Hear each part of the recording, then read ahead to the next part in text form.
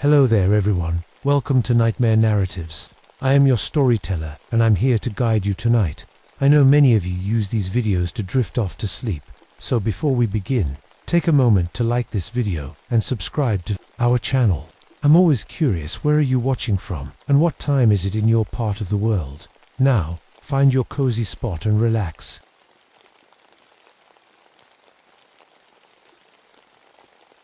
My name is Frank Murdoch. I've been a park ranger in the Black Hills for 3 years now. Most days, I like the quiet. Today, something feels wrong. The sun was just coming up when I stepped outside my cabin this morning. Frost covered the pine needles, making everything sparkle. Beautiful, if you didn't know better, but I do.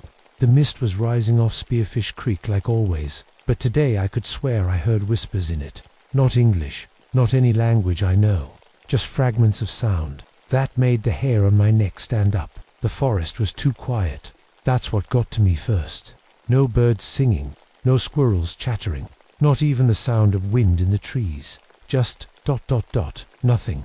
Like the whole forest was holding its breath. I walked past those old rock carvings the Lakota made hundreds of years ago. I don't usually pay them much mind, but today, I could swear they moved when I wasn't looking directly at them.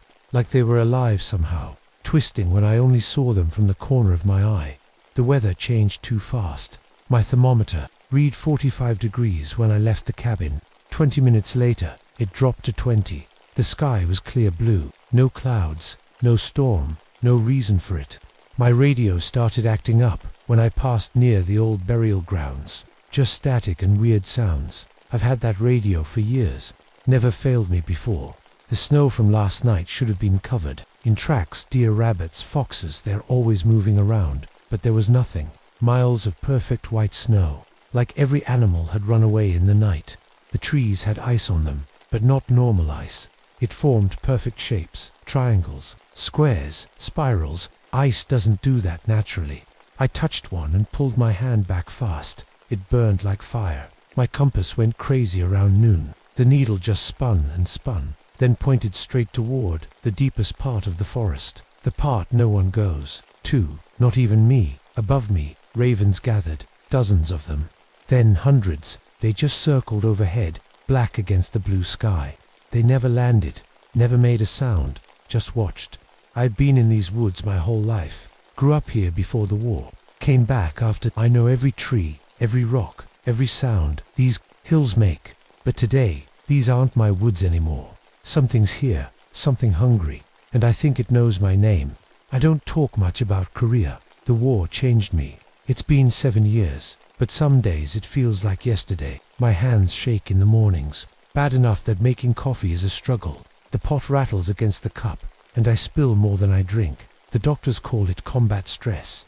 I call it remembering too much. This scar on my face, got it when our plane took a hit. Piece of metal sliced right through my cheek. Hurt like hell, but I was one of the lucky ones. Many guys never came home. I keep my dad's old silver pocket watch with me always. He gave it to me before he couldn't take it anymore after losing everything in 29. Said time was the only thing no one could take from you. Guess he was wrong about that.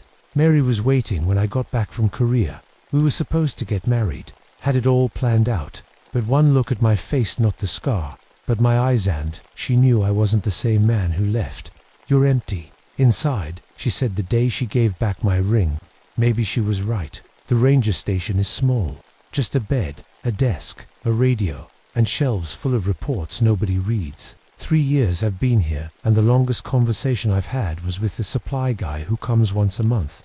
That's how I like it. I can still shoot better than anyone in these parts. Old habits. In the war, I could hit a target 800 yards, away in the snow, in the dark. Some skills you never lose, even when you wish you could. The nightmares are worst in winter. I see the villages burning, hear kids screaming, wake up sweating, even when it's below zero outside. That's why I keep the whiskey in my bottom drawer, just enough to help me sleep, not enough to forget completely. Today is December 13th. 7 years ago exactly, my unit was trapped at Chosin Reservoir. 17,000 of us surrounded by 120,000 Chinese troops. Temperature was 30 below. Men froze to death standing up. We lost so many. I lived, never, Understood why. I was checking my gear for the day's patrol when the radio crackled. Report of a missing family in my area. The Morrisons. Mom, Dad, 2 kids. Didn't check out of their campsite. Car still there. I grabbed my pack, my rifle, and my flashlight. Something told me to take extra batteries. And matches. Lots of matches. The forest was waiting. Quiet. Still hungry. I should have called for backup. Should have waited. But I didn't know then what was watching from between the trees. Didn't know it had been waiting for someone like me. Someone carrying enough guilt to feed it for years. I found the Morrison family's campsite around noon. What was left of it anyway? Their tents were torn to shreds. Not from the outside in, like a bear attack. From the inside out, like they were trying to claw their way out of something. Fast. Their blue station wagon sat in the clearing. Engine still running, eating up the last of the gas. All 4 doors wide open. Jackets and a purse still inside. Nobody leaves their purse behind unless they're running for their lives. I found blood in the snow. Not much, but enough to worry me. It made a trail heading north into the thick trees. I followed it for about 50 yards. Then it just stopped. Not like someone bandaged a wound. It stopped in the middle of a clear patch of snow. Like whoever was bleeding vanished into thin air. The kid stuff got to me the most. A little truck, a doll with yellow hair, all arranged in a perfect circle around the campfire. No kid lines up toys that neatly. And the fire, it was still burning. No wood, no fuel, just flames coming up. From the bare ground I tried to put it out with snow. It hissed and kept burning. Behind the biggest tent I found bones, human bones, picked clean but still fresh. The marrow inside was still pink. I've seen enough death to know they couldn't be more than a day old. But the snow covering them looked like it had been there for hours. The trees around the camp had carvings in them, symbols I'd never seen before. They looked newly cut, the wood still wet, but the bark around them was weathered like they'd been there for decades. My radio went crazy when I tried to call for help. Instead of static, I heard voices. My voice, talking backwards, saying things I never said, calling for help, screaming. That's when I saw the footprints. They started right where the blood trail ended. 14 inches long, at least. 6 toes on each foot. Too big for a man. Too shaped like a human foot to be anything else. I followed them for about a mile. They led to a small cave near Beaver Creek. I wouldn't have gone in, but I heard something, singing a child's voice. Inside, huddled against the far wall, was a little girl, 8 or 9 years old, wearing pink pajamas under her coat. Her hair was tangled with leaves and twigs. Her eyes were too wide, too knowing. "Are you Jenny Morrison?" I asked her. She didn't answer directly, just sang in a sing-song voice. "Round and round the forest deep. Hungry man makes people sleep. Takes them in and wears their skin. Never lets them out again." I tried again. "Jenny, I'm Ranger Frank. I'm here to help you. Where's your mum and dad?" She stopped singing and looked right through me. "They went inside the hungry man who walks backwards. He ate them up but keeps them talking. They're still screaming in his belly." I got her to come out of the cave, wrapped her in my jacket, tried to get more information, but she would only speak in those creepy rhymes. I needed to get her back to my truck, back to safety. We were halfway there when Jenny froze. Her little hand gripped mine so tight it hurt. "He's watching," she whispered, "the hungry man. He wants you now. He's always wanted you." I looked where she was pointing, between 2 distant pines. At first, I thought it was just a shadow. Then it moved, and I saw it for the first time. It stood between the trees, too tall to be a man.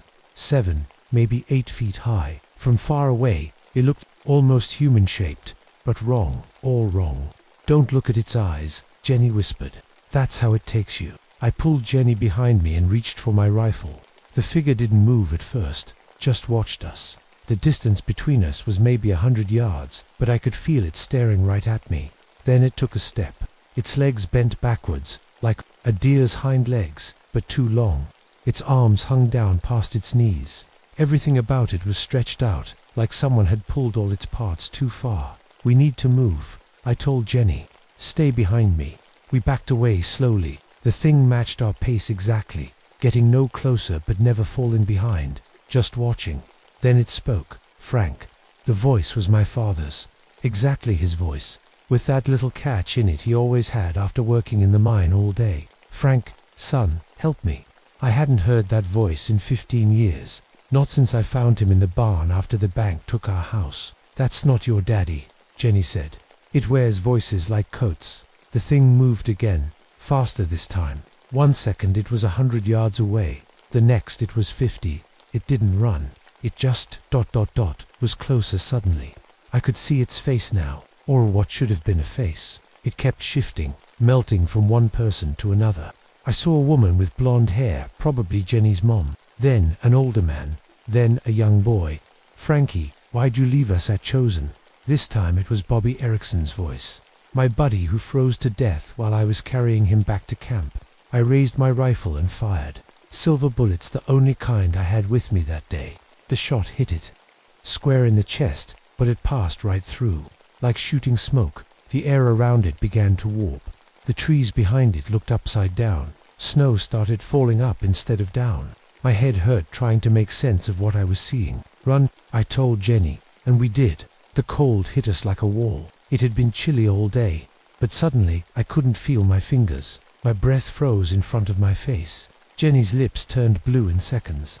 "It makes the cold," she said through chattering teeth. "It's hungry for warmth." We ran until my lungs burned, but every time I looked back, it was the same distance behind us, never gaining, never falling back, just following with that wrong way walk. We reached a clearing, and I saw the Morrison's second child, a boy, about 6, standing in the middle of the snow. Relief washed over me until Jenny screamed, "That's not Tommy. Tommy's inside the hungry man." The boy smiled, and his face split open like a rotten fruit. Behind the skin was nothing, just empty darkness. I grabbed Jenny and changed direction, heading for the old Lakota grounds. The thing was ahead of us now, though we'd never passed it. Standing there, waiting, its eyes locked on mine, and for a second, I felt myself falling forward, like it was pulling something out of me through my eyes. My vision tunneled, and I saw all the faces of the dead, everyone I couldn't save. Jenny tugged hard on my hand. "Don't look. It eats the light from inside you." I turned away just in time. My legs gave out, and I dropped to my knees in the snow.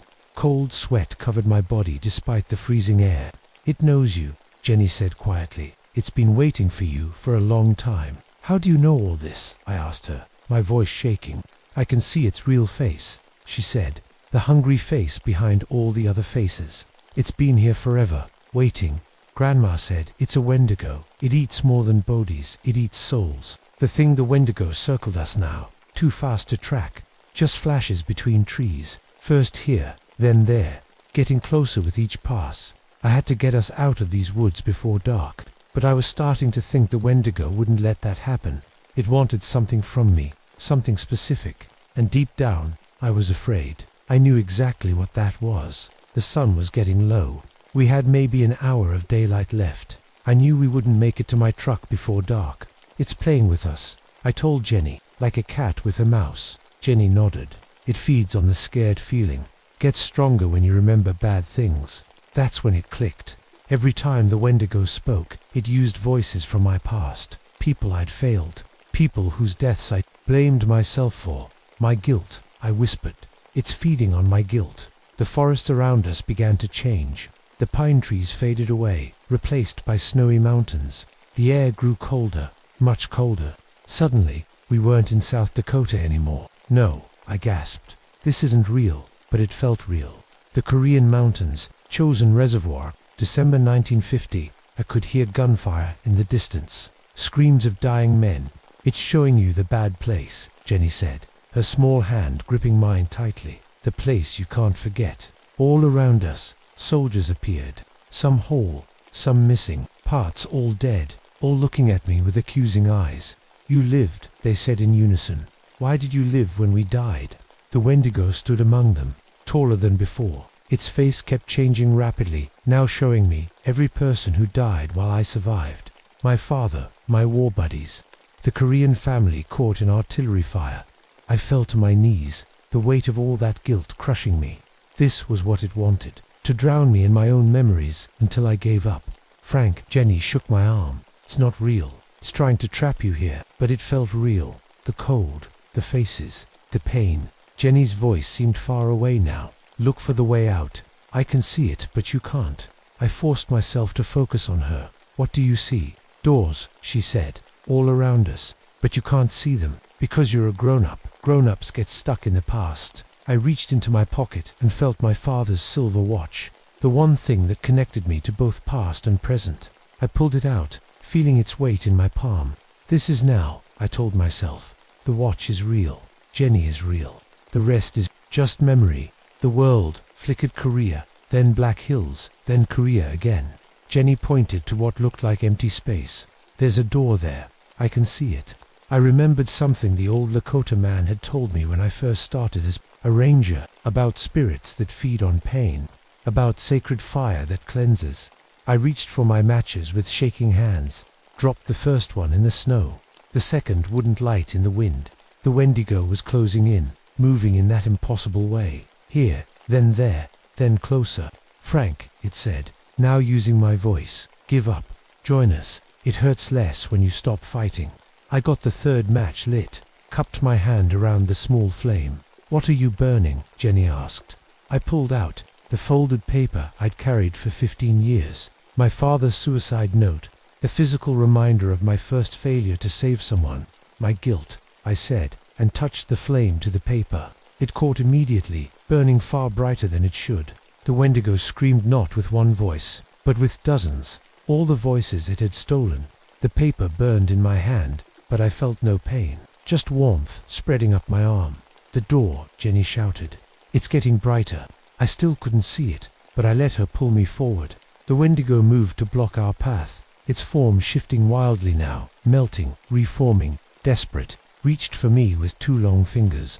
I held up the burning note like a shield. "You don't own my guilt anymore," I told it. "You don't own me." The fire jumped from the paper to the creature's outstretched hand. It tried to pull back, but the flame caught, racing up its arm. The Wendigo burned with silver blue flames. As it burned, faces emerged from its body, all the souls it had taken. The Morrison parents, the other campers, dozens more. The world around us shattered like glass. Korea disappeared. We were back in the Black Hills, standing in a clearing. The Wendigo was gone, just ashes on the snow. But something broke in me when the creature burned. Something in my mind gave way. I got Jenny back to safety. The rangers found us at the edge of the forest. They took her to her grandparents in Rapid City. They took me somewhere else, a place with white walls and soft voices. The doctors say I have severe delusional disorder, that there was no Wendigo, that Jenny Morrison was found alone, her family killed in a bear attack. Maybe they're right. Maybe the war and the guilt finally broke something in my mind that can't be fixed.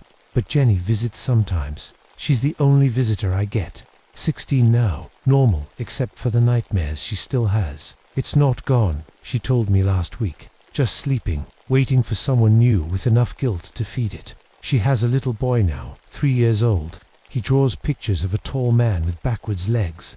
I keep my father's silver watch with me. They let me have that much. I wind it every day, though it hasn't kept proper time since that night in the forest. Sometimes, when I look at it from the corner of my eye, I swear I can see faces in the silver, watching, waiting, hungry.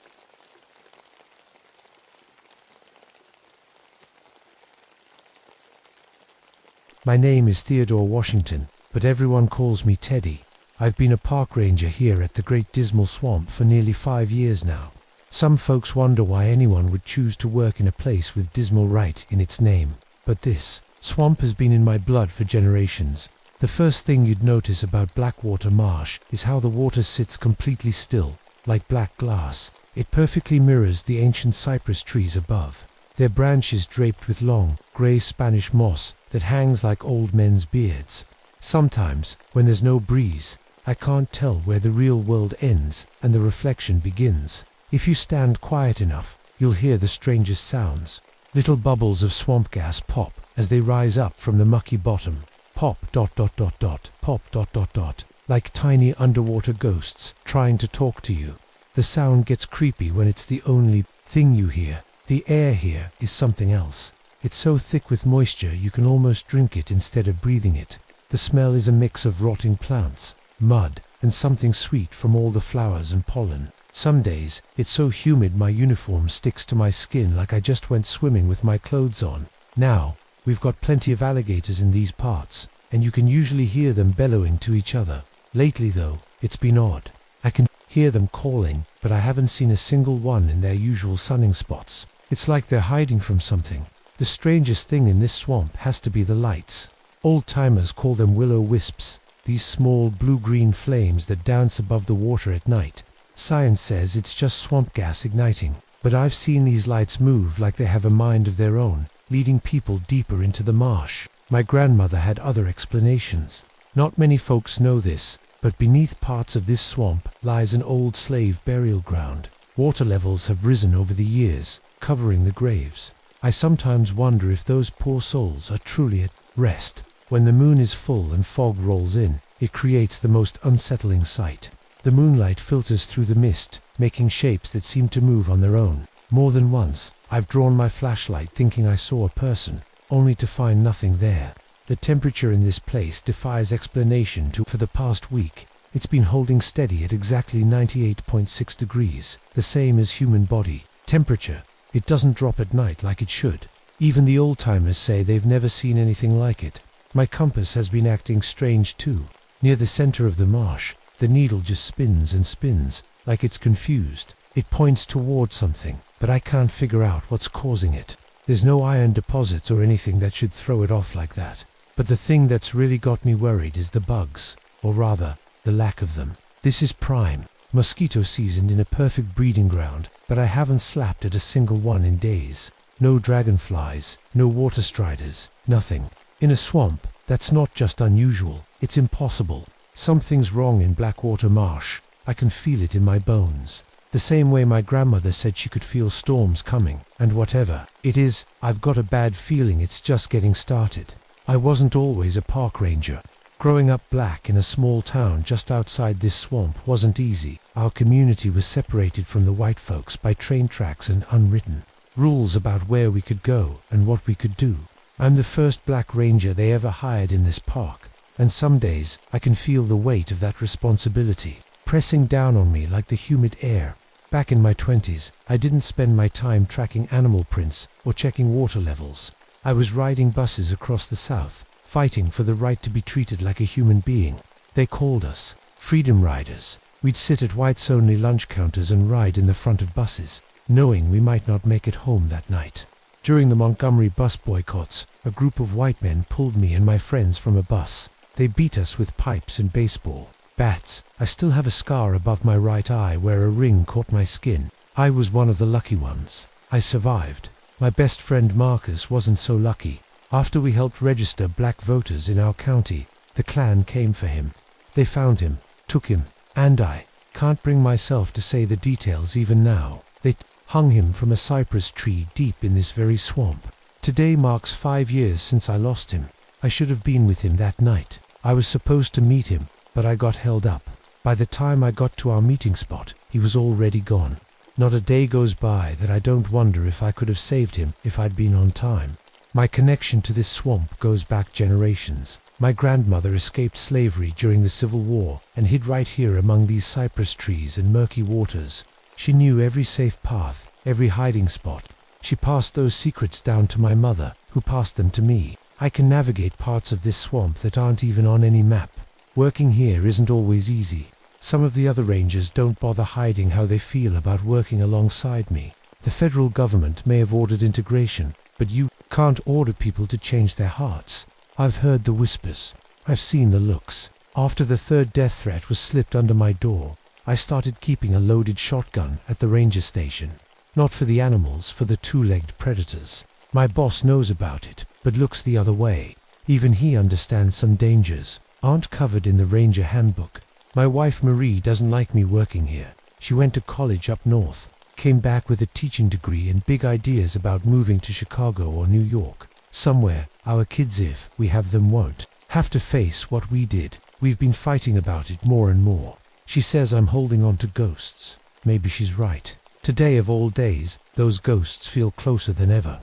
I woke up before dawn, knowing I needed to come to the spot where they found Marcus. I do this every year, but this time something feels different. The swamp itself seems to be holding its breath, waiting. As I step into my patrol boat, I check my watch. It's early yet, but I have miles of waterway to cover before I reach the center of the marsh. I touch the photo of Marcus I keep in my pocket and push off from the dock. The flat bottom of the boat sliding silently into the black water. The mist hangs low over the swamp this morning. Through it, I swear I can hear someone calling my name. The morning fog was just starting to lift when I found the first boat. It was flipped upside down, bobbing gently against a fallen tree. At first, I thought someone had just lost control in bad weather, but when I pulled alongside, my blood ran cold. 5 deep gashes cut through the fiberglass hullage, one as wide as my hand. Whatever had done this wasn't a regular swamp creature. I've seen alligator damage, and this wasn't it. These marks looked like they came from something with claws, something big. I called it in on my radio and kept patrolling. About 2 miles further, I found old Jim Watkins. Jim had been fishing these waters for 60 years, knew the swamp almost as well as I did. Now he was just floating face down in the black water. When I pulled him into my boat, I noticed something strange. His skin was gray and paper-thin, like all the blood had been drained out. But there wasn't a single cut or bite mark anywhere on him.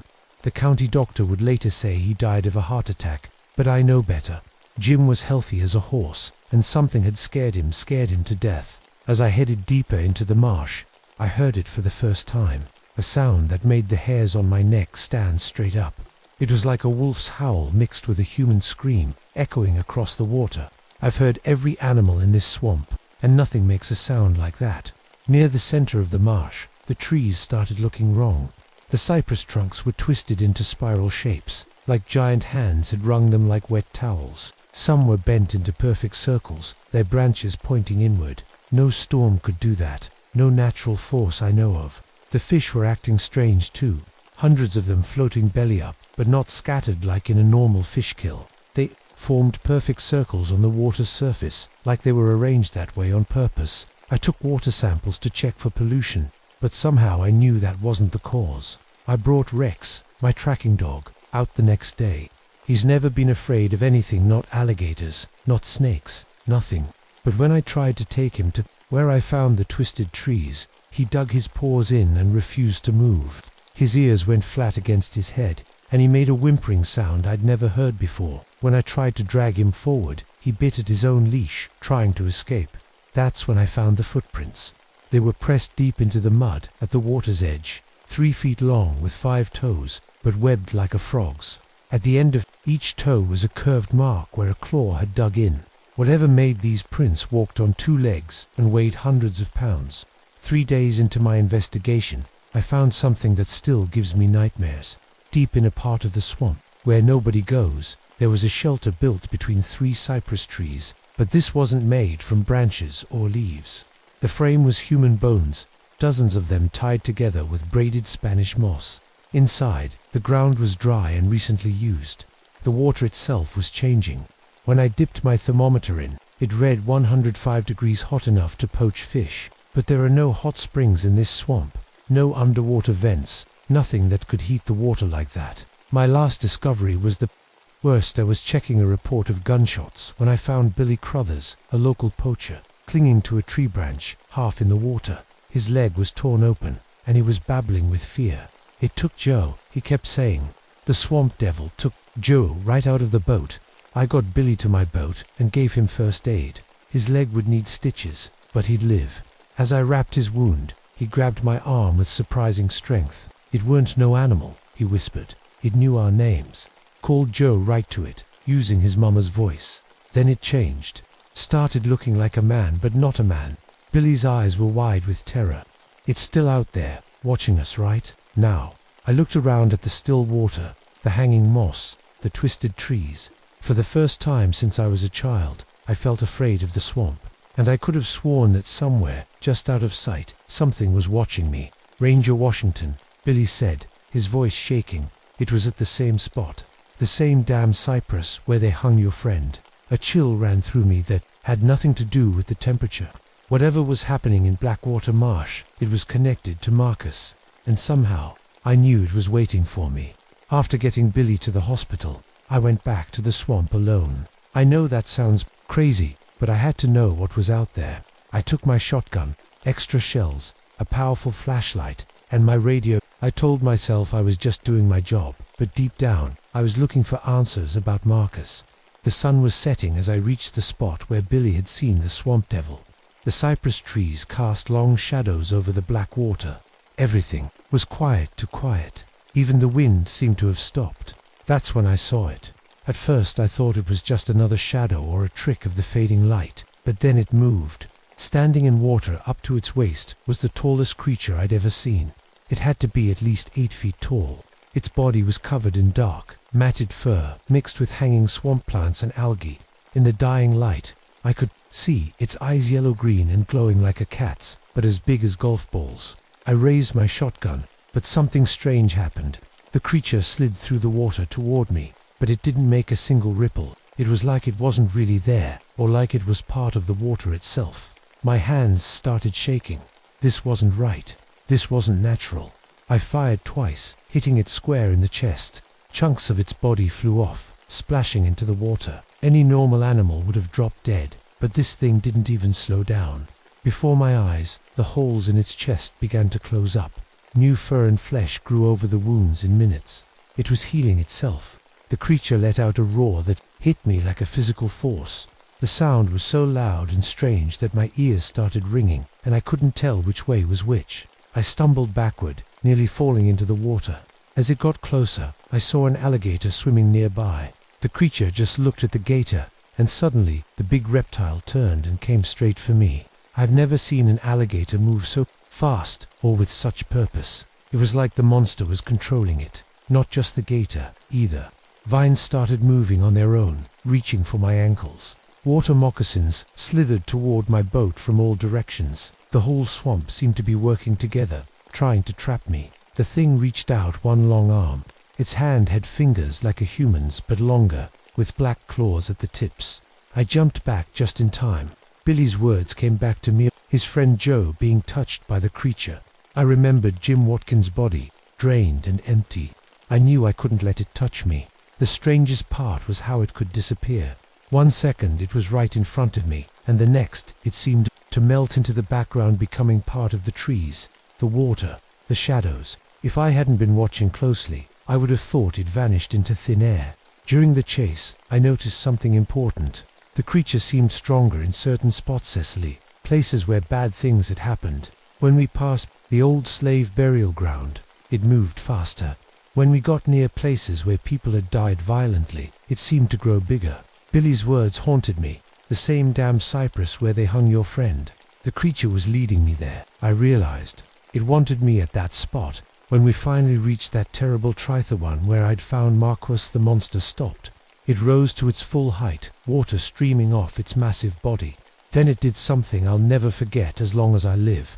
It spoke. "Teddy," it said, in a voice that made my blood freeze. It wasn't the monster's voice. It was Marcus's voice, exactly as I remembered it.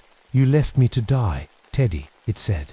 "You were supposed to be there. You were supposed to help me." The thing's face started to change, melting and reshaping until I was staring at a twisted version of my best friend's face. "You abandoned us," it said. But now the voice was different, older, like many people talking at once. "You left the fight. You hid in your safe ranger job while your people still suffer." I stood there, my shotgun useless at my side, as the truth hit me harder than any physical blow. This wasn't just some swamp monster. This was something born from pain and rage from centuries of suffering in this place, and somehow it knew my deepest shame, my greatest fear, that I had failed Marcus, failed my people, failed myself. The creature reached for me again, and this time I was too stunned to move. The creature's hand was inches from my face when a memory flashed in my mind, my grandmother sitting on our porch, telling me stories about the swamp. "The marsh remembers," she'd said. "It holds on to pain and hate, like mud holds footprints." Suddenly, I understood. This thing wasn't just a monster, it was made from all the anger, all the suffering, all the injustice that had happened in this swamp over hundreds of years. The lynchings, the runaway slaves hunted down, the bodies hidden where no one would find them all. That pain had come together, feeding on itself, growing stronger with each act of hatred, and it was using Marcus to get to me. "You're not Marcus," I said, finding my voice. Marcus would never blame me. He knew what we were fighting for, what we risked. The creature screamed a sound of pure rage, and the whole swamp seemed to come alive around us. The water beneath my boat began to bubble and churn. The solid ground near the shore turned to quicksand before my eyes. Tree branches swung down, like arms trying to grab me. Then the worst part began.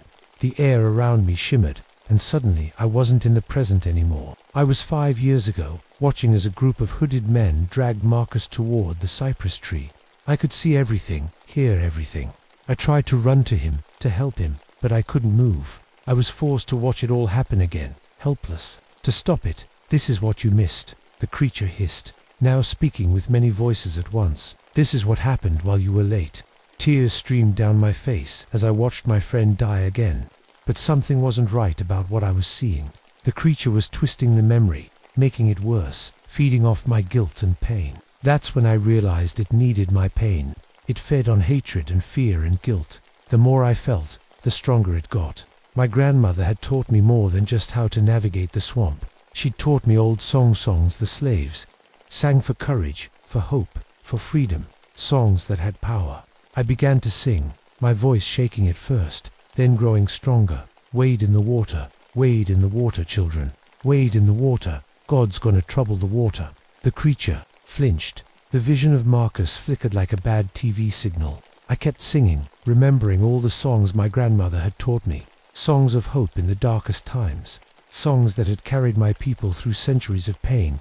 The creature roared and lunged at me, but I didn't stop singing. I reached into my pocket and pulled out the small bottle of water. I always carried water that had been blessed by Reverend Johnson at our church, mixed with herbs my grandmother had said were sacred to our ancestors in Africa.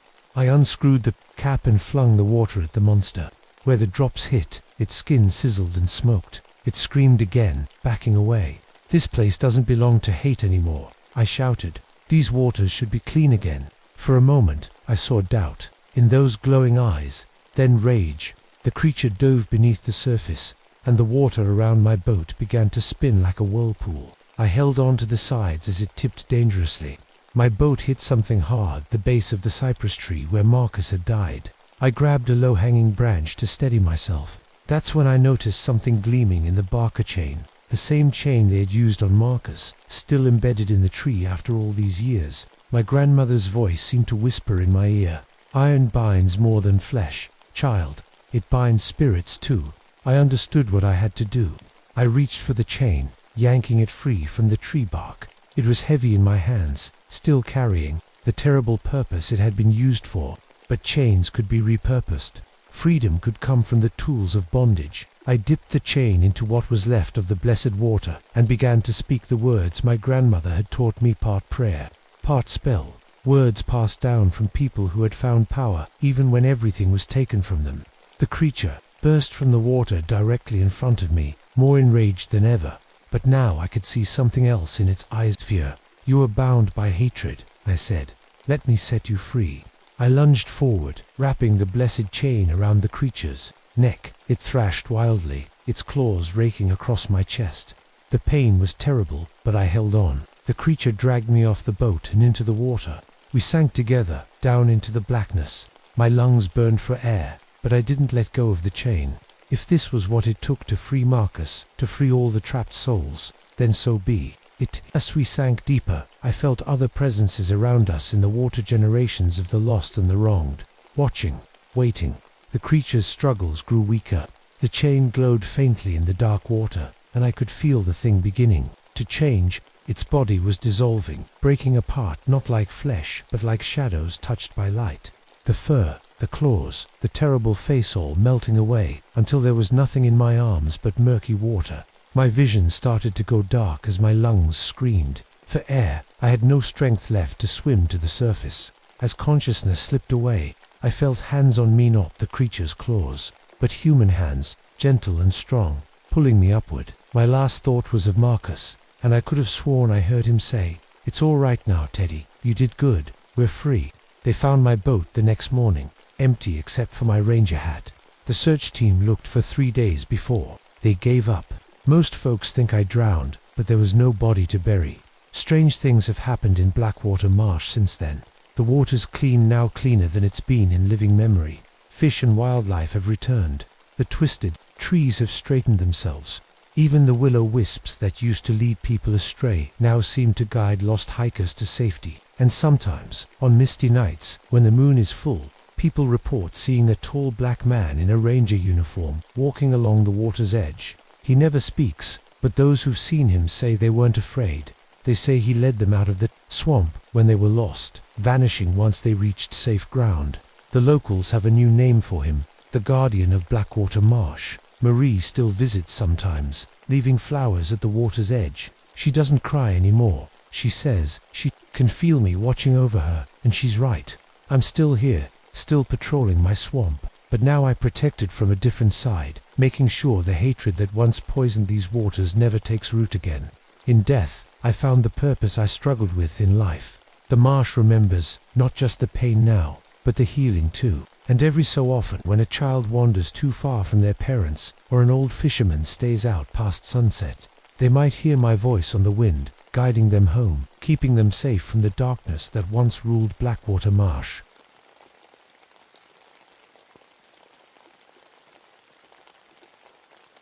My name is Diana Mitchell.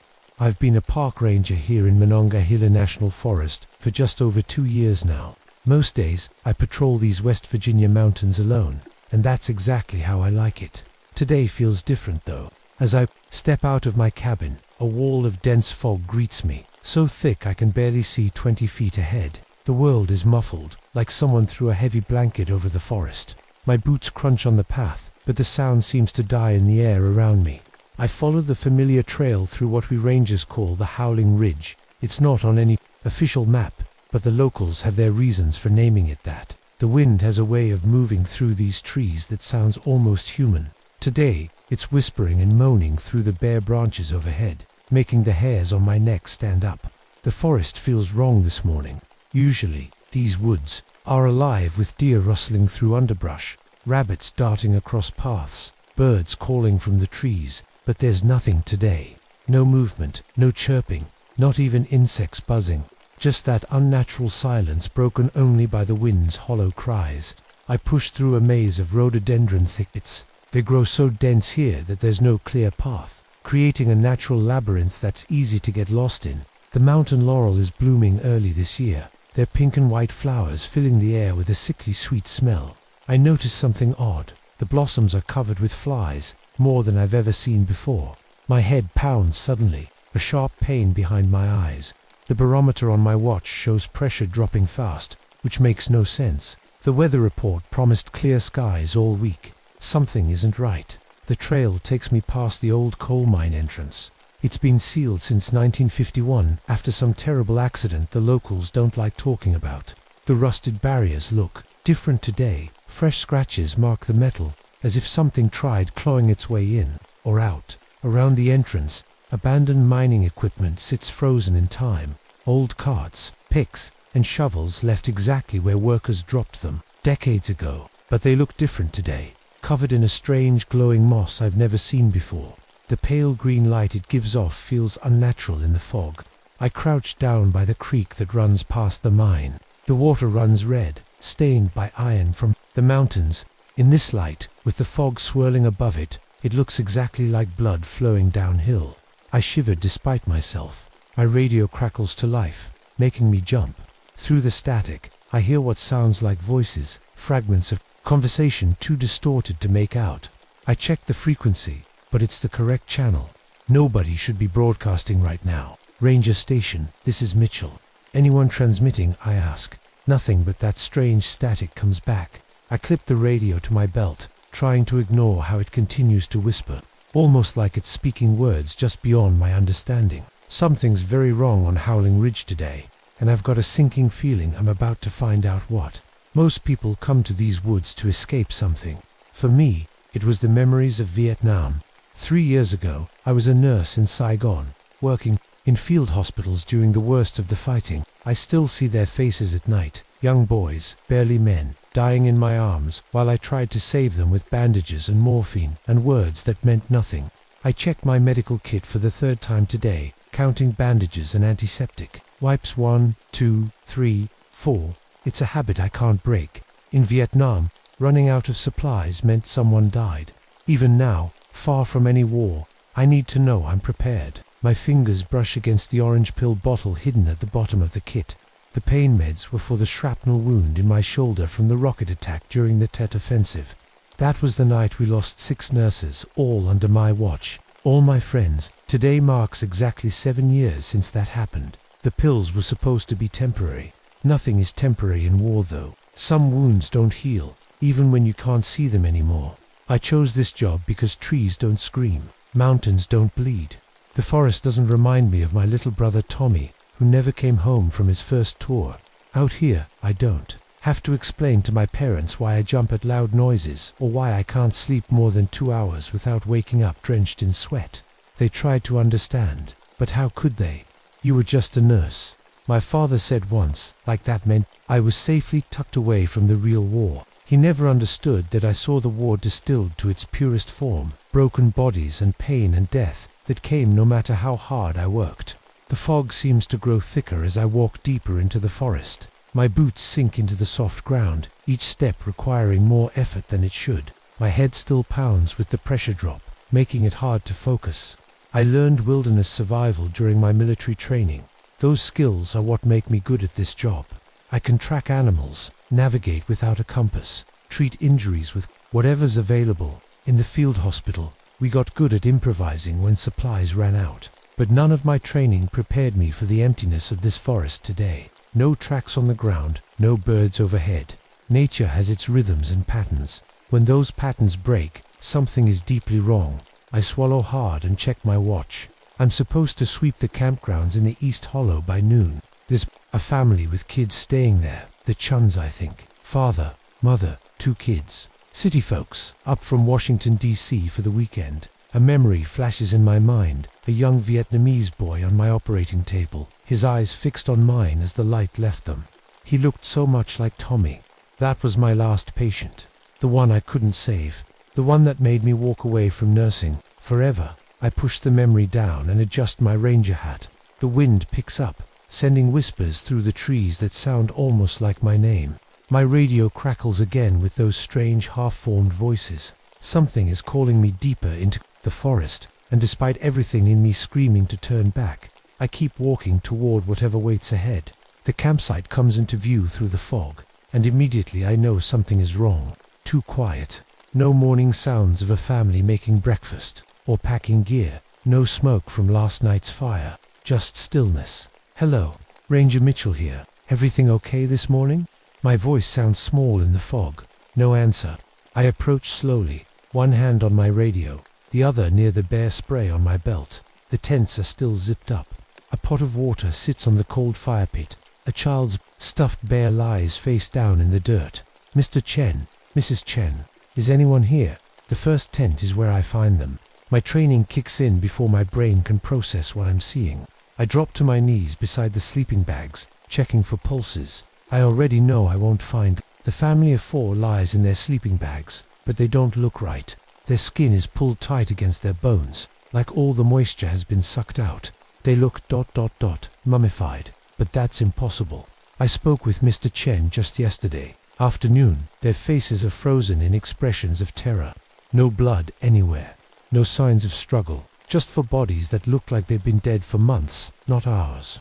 I force myself to look closer, the nurse in me taking over. There, on each neck, the same strange mark. Tiny puncture wounds, smaller than any animal bite I've ever seen. Too precise to be an attack. Too deliberate.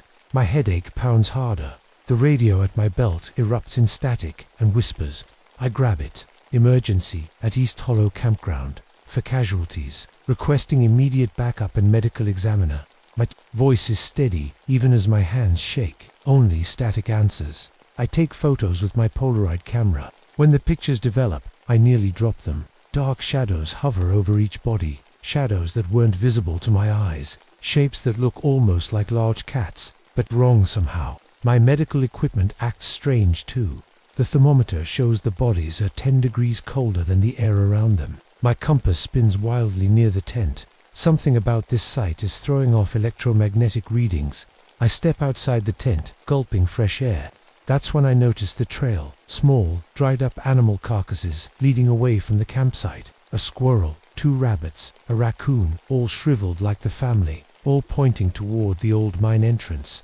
Around the campsite, the family's belongings are arranged in strange patterns, backpacks and cooking utensils laid out in what looks like a giant circle, with hiking boots pointing inward. I didn't notice this at first, but it's clearly deliberate. No animal did this. I'm about to radio again when I hear it, a soft whimpering from the direction of the creek. I follow the sound to a small cave formed by fallen rocks. Hello? Is someone there? I'm here to help. Huddled in the back, arms wrapped around his knees, is a boy about 12 years old. Asian features, torn pajamas, eyes wide with terror. He doesn't respond when I call to him. It's the Chen family's son, Tommy. The name hits me like a punch. Tommy, just like my brother. I approach slowly, hands open. Tommy, I'm Diana. I'm a park ranger. You're safe now. His eyes focus on me, but he doesn't speak. When I reach out, he flinches away, then grabs a stick and begins drawing frantically in the dirt. What he draws turns my blood cold. Cat-like creatures, with impossibly long fangs, 3 of them, hunting together.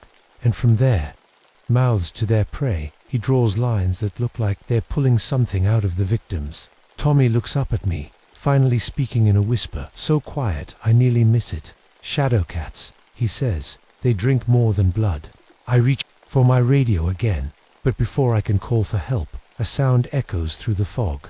A sound no natural animal should make. Part growl, part scream, entirely wrong, and it's coming from right behind me.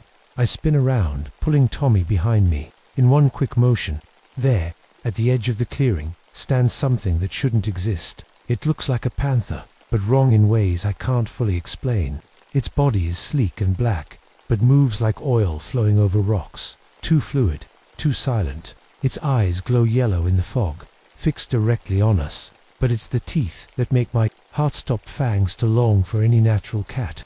Curved like needles and dripping with something that sizzles when it hits the ground. I've tracked mountain lions before. I know how they move, how they hunt.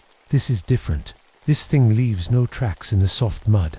It makes no sound as it steps forward, testing the air with a flick of its tongue. Stay behind me, Tommy, I whisper, reaching slowly for my bear spray. Don't run. It will chase you if you run. The creature tilts its head, almost like it understands my words. Then it does something impossible. It smiles. A high-pitched sound cuts through the air, making my ears pop painfully. Tommy clamps his hands over his ears, whimpering. The sound isn't just noise. It makes the world spin around me, like my balance is gone. I stumble, fighting to stay upright. That's when I see the others. 2 more shapes moving through the fog, flanking us. 3 total, just like in Tommy's drawing. They're coordinating, cutting off our escape routes one by one, moving like soldiers. Like a tactical unit I once saw in Vietnam. I grab Tommy's hand, and we back slowly toward the creek. My mind races through options, through everything I know about predators. But nothing in my training covered creatures that hunt like this. When I say run, head straight for the water, I tell Tommy. Animals often won't follow through water. It's a slim chance, but it's all we have. The lead creature pounces, faster than my eyes can track. I spray directly at its face, the cloud of chemicals catching it mid-lip. It shrieks, a sound that splits my head with pain, and crashes into the dirt. Run. We splash into the creek, the iron-red water soaking us instantly. The cold shocks my system, clearing my head for a moment. Tommy stumbles on the slippery rocks, and I half drag him toward the far bank. Behind us, the creature is already recovering, shaking off the spray that would have stopped a bear in its tracks. Its companions circle the creek, moving with that same unnatural fluidity, testing, probing for weakness, hunting like nothing I've ever seen. They came from the mine, Tommy says suddenly, his voice hollow, after the ground shook. The earthquake last week, small by most standards, but it damaged several trails. My dad, ... he went to look. He said there was something moving inside. Tommy's voice breaks. When he came back, he wasn't my dad anymore. His eyes were different. We reached the far bank, scrambling up the muddy slope. The mine entrance looms ahead through the fog, its metal barriers twisted and broken. The moss around it glows brighter now, pulsing like a heartbeat. One of the creatures leaps the entire width of the creek, landing silently on our side. It's close enough now that I can see the scars across its face, old burns and cuts that look man-made, like it had been injured by mining equipment. A crazy thought hits me. The mine disaster in 51. Men trapped underground. Official reports said they all died, but the locals always whispered other stories. The creature opens its mouth, revealing those needle-like fangs. But something else happens too. The air around us grows suddenly cold. I feel ... tired, like something is pulling at me from the inside. Energy draining away. An older man I treated in Vietnam had described this same feeling. It's how death takes you, he'd said. It pulls your life out slow, so you feel every second of it leaving. The creature inches closer. Its companions join it, forming a half circle around us. They're savoring this, I realize. They want our fear as much as whatever else they take from their victims. I back up against the mine entrance, Tommy pressed against me. My hand finds an old mining pickaxe, rusted but still solid, leaning against the wall. Not much of a weapon, but better than nothing. They can climb anything, Tommy whispers. They move through trees like shadows. They know what you're going to do before you do it. The lead creature crouches, preparing to spring, but before it leaps, it turns its scarred face to look directly into my eyes. In that moment, I swear I see something human in there, something aware and thinking, something that remembers being a man. Inside, I whisper to Tommy, pushing him toward the broken mine entrance. Go. It's a terrible choice, trapped in a mine with these things, or torn apart in the open. But my instincts tell me there's something important in there, something that might explain all of this. We slip through the twisted metal barriers as the creatures lunged. Their claws scrape against rock, just missing us. The darkness of the mine swallows us whole. I have a flashlight, I say, pulling it from my belt. The beam cuts through the blackness, revealing a tunnel that slopes downward. The walls glisten with moisture and that strange glowing moss. They won't come in right away, Tommy says quietly. They like to play with you first, make you scared. How do you know that? I watch them with my family. His voice is flat, empty of emotion. Too much horror for one young mind. We move deeper into the mine, following rusty tracks that once carried coal carts. The air grows colder, heavier with each step. My flashlight catches reflections in the darkness, eyes watching, always just out of clear view. What happened here, Tommy? Did your dad tell you anything else? He said they found something when the ground shook, something the government hid. Tommy points ahead. Down there, the tunnel opens into a larger chamber. My light sweeps across old mining equipment, broken support beams, and then metal drums. Dozens of them, some split open by the earthquake. Warning. Labels, faded but still visible. Military markings. Oh my God, I whisper. The pieces click together in my mind. The Cold War. Remote locations for chemical weapons storage. Places they could deny existed. They're changing, Tommy says. The shadows. They used to be men. I move closer to one of the leaking drums. My nurse's training recognizes some of the chemical compound names. Experimental stuff. Terrible stuff that never should have been made. A scraping sound echoes from the tunnel behind us. They're coming now. Think, Diana, I mutter to myself. What do I know about these chemicals? What happens when they mix with human tissue? My medical training from the war might be the only thing that can save us now. I grab Tommy's hand and pull him behind a row of intact drums. Stay here. Don't move. I work quickly, using supplies from my medical kit, along with chemicals from the least dangerous-looking containers. In Vietnam, we learned to make do with whatever we had. Sometimes that meant improvising treatments that weren't in any medical textbook. The lead creature enters the chamber, its yellow eyes scanning the darkness. The scarred one, even in this form, I can see how it moves like a soldier, calculating, strategic. They're hunting like we trained in Vietnam, I whisper to myself. They're using my own tactics against me. That's when it hits me. They're not just reading my mind, they're learning from me, pulling out more than just life force, taking knowledge, experiences, fears. I mix the final chemicals into a bottle from my kit. It's a long shot, but if these creatures were once human, and if they've been transformed by these chemicals, then maybe, Tommy, I whisper, I need you to do something very brave. His eyes meet mine, and I see a strength there beyond his years. They don't attack you the same way they attack me. You can get closer because I'm a kid, because you're not afraid like I am, I tell him. Fear is what they feed on most. While I create a second mixture, alcohol from my kit, fuel from a mining lamp, Tommy nods in understanding. Like a diversion, he asks. Smart kid. Exactly. But you need to be careful. Just get their attention, then run straight back to me. The creatures stalk through the chamber now, all three moving in different directions, boxing us in. The air grows colder with each passing second. Tommy steps out from our hiding place, empty-handed and impossibly small against the darkness of the mine. Hey, he calls. All three creatures turn toward him, but they hesitate.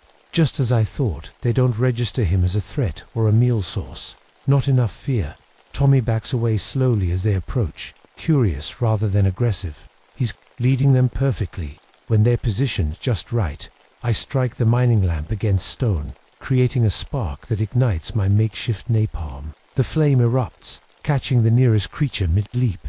It screams a sound that's horrifyingly human as the fire spreads across its oil-like hide. The other two scatter, momentarily disoriented by their companion's pain.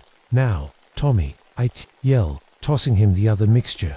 The main one, the scarred one. Tommy moves with surprising speed, splashing the liquid directly into the face of the pack leader. For a moment, nothing happens. Then the creature freezes, its body convulsing. I grab Tommy and pull him back as the scarred creature's skin begins to bubble and shift. A terrible transformation happens before our eyes, features elongating, limbs contorting. For just a second, I see a human face emerging from the monster's form. A man's face, twisted in decades of pain. It's working, I whisper. The antidote is working. But the other creatures recover quickly. They see their leader changing and attack in fury, no longer calculating but driven by rage. One leaps toward us, moving faster than I can react. I push Tommy aside, taking the full impact as the creature slams into me. Claws tear into my shoulder, reopening my old war wound. The pain is blinding. Through the haze, I see the half-transformed leader struggling with its own body, neither fully beast nor fully human, caught between worlds. I reach for my last option, the flare gun from my ranger belt. As teeth sink into my leg, I aim at the damaged chemical drums and fire. Tommy, run, I scream. Get out of the mine now.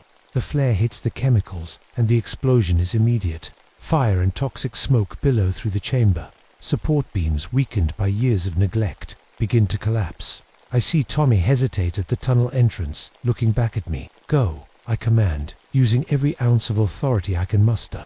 The ceiling starts coming down as the fire spreads to more chemical containers. The creatures shriek and scatter, caught in the flames and falling debris. I try to stand but can't. The bite on my leg has done something to me. I can feel it spreading, cold numbness traveling up from the wound. The chemicals from the creature's saliva mixing with what's already in the air. As the tunnel collapses between us, the last thing I see is Tommy running toward daylight, clutching my medical bag to his chest. The darkness takes me as the mine seals itself once more.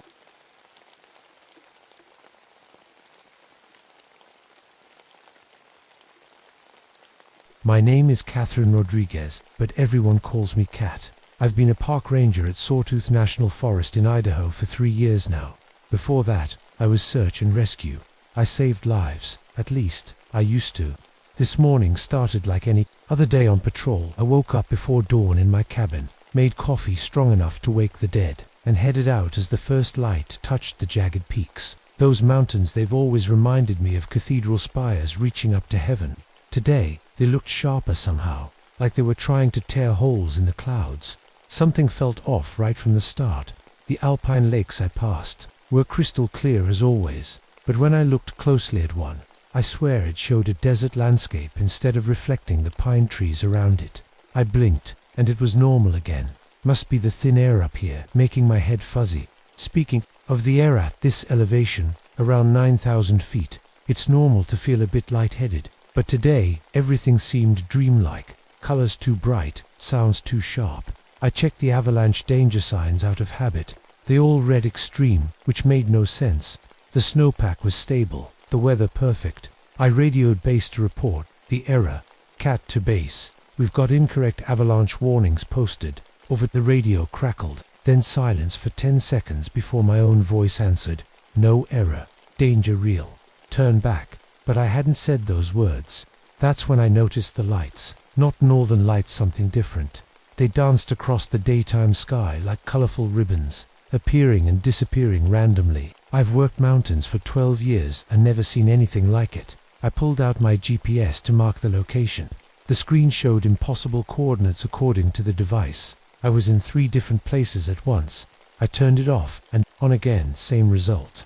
"Hello," I shouted into the valley, hoping to hear my familiar echo. Instead, a strange voice called back, "She's coming for you." I felt the hair on my arms stand up. The snow around me started to behave strangely. In one small patch about 10 feet away, snowflakes began falling upward, rising from the ground toward the sky. I rubbed my eyes, but it continued for nearly 5 minutes before stopping. The weather couldn't make up its mind either. 1 minute, bright sunshine had me unzipping my jacket. The next, a mini blizzard forced me to seek shelter under a rocky overhang, then calm again, all within 15 minutes. Above me, at least a dozen golden eagles circled. That's unusual, they're territorial birds that don't typically flock together. They kept circling but never landed, like they were afraid of something on the ground, something that wasn't me. I checked my watch, only 8:30 a.m., and already this was shaping up to be the strangest day I'd had on Perdition Peak. And considering what happened here 3 years ago, that was saying something.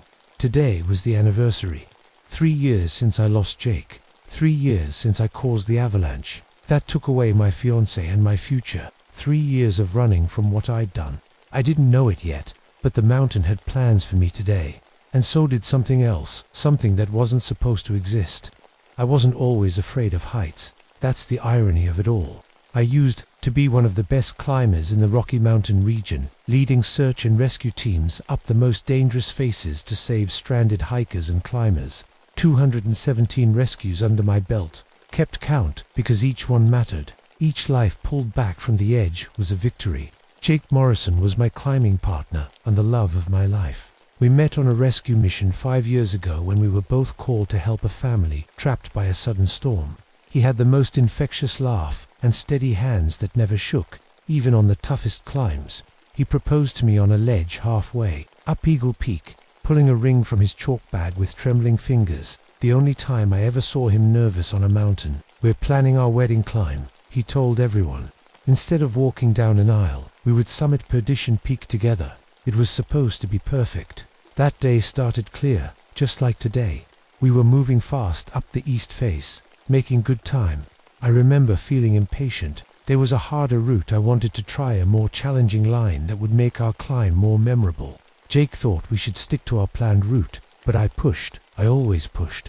"Come on, we can handle it," I said, already changing direction. "It'll make a better story to tell our grandkids."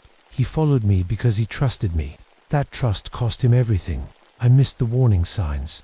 The snowpack had subtle cracks I should have noticed. The temperature had risen too quickly that morning. Small things that added up to one massive mistake. When the snow began to shift, I had just enough time to yell Jake's name before the whole face came down. I was lucky thrown clear by the first wave and able to anchor myself to a rock outcropping. Jake wasn't. They found his body 3 days later, half a mile down the mountain. The climbing community turned on me after that. They were right to. It was my fault, my bad call, my recklessness. The official report said preventable accident due to poor judgment. Those words followed me everywhere. After Jake died, something broke inside me. The first time I tried to climb again, I made it 15 feet up before panic set in. My vision tunneled. My hands sweated so much I couldn't grip, and my heart felt like it would explode. Acrophobia, the doctor called it. Fear of heights. A climber afraid of heights, like a fish afraid of water. So I became a park ranger instead. I could still help people, still be in the mountains, but keep my feet mostly on the ground. I carried Jake's climbing gear everywhere, though his rope, carabiners, even his favorite red chalk bagol stuffed in my backpack like penance, a constant reminder of what happens when I make mistakes. I still kept my EMT certification current and practiced wilderness first aid skills regularly, just in case, but I avoided the climbing spots where I might run into old friends. I couldn't face their accusations, not when they matched the ones I made against myself every night. This morning, as I patrolled the base of Perdition Peak, the weight of Jake's gear felt especially heavy in my pack. 3 years to the day since I lost him. 3 years of carrying this guilt around like his ghost was sitting on my shoulders. I had no idea how literal that would become before the day was over. The first truly strange thing I found wasn't the weather or the echoes, it was the climbing gear. I was making my way around the north face when I spotted it, a bright blue backpack dangling from a rock outcropping about 2,000 feet up the sheer cliff. No one should have been able to reach that spot without serious climbing equipment and days of effort. Yet there it was, along with scattered ropes and what looked like a helmet, all spread across the vertical face, as if someone had been climbing in impossible ways. I raised my binoculars to get a better look. That's when I saw the first body. A climber in a red jacket was wedged into a narrow crack, limp and unmoving. The position was all wrong. That section of the mountain was completely inaccessible from below or above, without specialized equipment. It was like someone had placed the body there deliberately. My radio crackled to life. Base to Rodriguez. We've got a report of missing climbers. Team of 3 didn't check in last night. My mouth went dry. Rodriguez to base. I think I found them. North face. You'll need helicopter rescue. They're in impossible places. I kept scanning with my binoculars and located the second body hanging upside down from an overhang, and the third sprawled across a smooth section of rock with no handholds at all. None of it made sense. These were locations no human could reach without leaving evidence of their climb pittons, ropes, anchors. There was nothing except footprints. Massive, deep impressions in the snow at the base of the cliff. They were shaped like human feet, but each one was at least 20 inches long. And they did something footprints shouldn't do. They went straight up the vertical rock face, as if whatever made them could walk up walls like a spider. I took pictures with my camera, but when I reviewed them, the images were distorted. Familiar landmarks appeared in the wrong places. The cliff face seemed to bend in ways that defied physics. In one photo, the peak itself was missing completely, replaced by empty sky. I set my backpack down to get my emergency flares, and when I turned back, Jake's climbing rope had uncoiled itself and was now arranged in a perfect spiral on the snow. There was no wind, no slope for it to have rolled down. It had moved on its own. My hands shook as I reached for my radio again. Before I could call in, it spoke. Help at the overhang. Come quickly. The voice was unfamiliar, distant. Who's this? Identify yourself, I demanded. The reply came before I'd finished speaking. He's still alive. Hurry. Someone was alive up there. I looked again at the figure hanging upside down from the impossible overhang. Could they have survived the night like that? I hesitated. The cliff face was exactly the kind of climb that would trigger my panic attacks. But if someone was alive up there, I checked my instruments again. The temperature gauge on my watch showed 15 degrees. The one on my backpack read 65. They were 6 inches apart. Nothing made sense. I forced myself to approach the base of the cliff. That's when I saw them climbing anchors driven into solid rock, not drilled or hammered in, but pushed in, as if the metal had been forced into stone. Like it was soft clay. Some strange force had exerted impossible downward pressure. A weak voice called from above. Help, ... please, ... I looked up and could now make out movement from the hanging figure. Somehow, someone was alive up there, suspended, in a place no climber should be able to reach or survive. I'm coming, I called, already knowing I'd have to climb to reach them. The thought made my stomach drop. It took me 30 minutes to get halfway up, fighting through waves of panic and using Jake's gear. Every fiber of my being screamed to go back down, but I kept going. The man's voice guided me, though sometimes it seemed to come from different directions at once. When I finally reached him, I nearly fell from shock. It was David Park, an experienced climber I'd known for years. He was hanging upside down from a rock formation that shouldn't have been able to support his weight. Yet there he was. His eyes were wide with terror. Kat, is that really you? It's me, David. I'm going to get you down. What happened? How did you get up here? His words came out in broken gasps. It moved us, ... The mountain giant, ... It walks through rock like it's water, ... It put Sammy and Mark where they couldn't survive, but it saved me. It wants you to know it's here. What are you talking about? What mountain giant? David's eyes rolled wildly. Bigfoot, but not like the stories. It teleports ... changes things. The mountain does what it wants. You need to be careful. Kat, it knows who you are. It knows about Jake. A chill ran down my spine that had nothing to do with the cold. How could anything on this mountain know about Jake? I managed to secure David to my harness and slowly lower him down to a small ledge where we could rest. His eyes kept darting around, searching the rocks above us. I gave him water and checked him for injuries. Apart from dehydration and mild hypothermia, he seemed physically okay. Mentally was another story. "You think I'm crazy?" he whispered. "I would too, if I hadn't seen it." "I don't think you're crazy," I said. "I've seen some strange things on the mountain today myself." That's when I noticed it. A figure standing on the rock face to our right, not on a ledge or outcropping, but directly on the vertical cliff, as if gravity didn't apply. At first, I thought it was a shadow or trick of the light. Then it moved. It was huge, at least 12 feet tall, with broad shoulders and a body covered in dark, matted fur. Its face was mostly hidden, but I could make out deep-set eyes that reflected the sunlight like mirrors. A Bigfoot, just as David had said, but wrong somehow. It didn't belong in our world. "Don't move," I whispered to David, though I'm not sure why. The creature clearly knew we were there. As I stared, it simply disappeared, not running away or climbing. Just there 1 second and gone the next. A heartbeat later, it reappeared on the opposite side of us, hundreds of feet away, still standing impossibly on the vertical rock. "It can teleport," David said, his voice shaking. "It's been playing with us since yesterday. It separated our team, moving each of us to different parts of the mountain in the blink of an eye." The air around us grew suddenly cold, then hot, then cold again. Snow began to fall, but only in a perfect circle around where we sat. The rest of the mountain remained clear and sunny. My compass spun wildly, and the hands on my watch began to move backward. I felt dizzy, like the mountain itself was shifting beneath me. The creature appeared again, this time only 20 feet above us. It raised one massive hand and pointed directly at me. In my head, I heard a sound like rushing water, and then images flashed through my mind.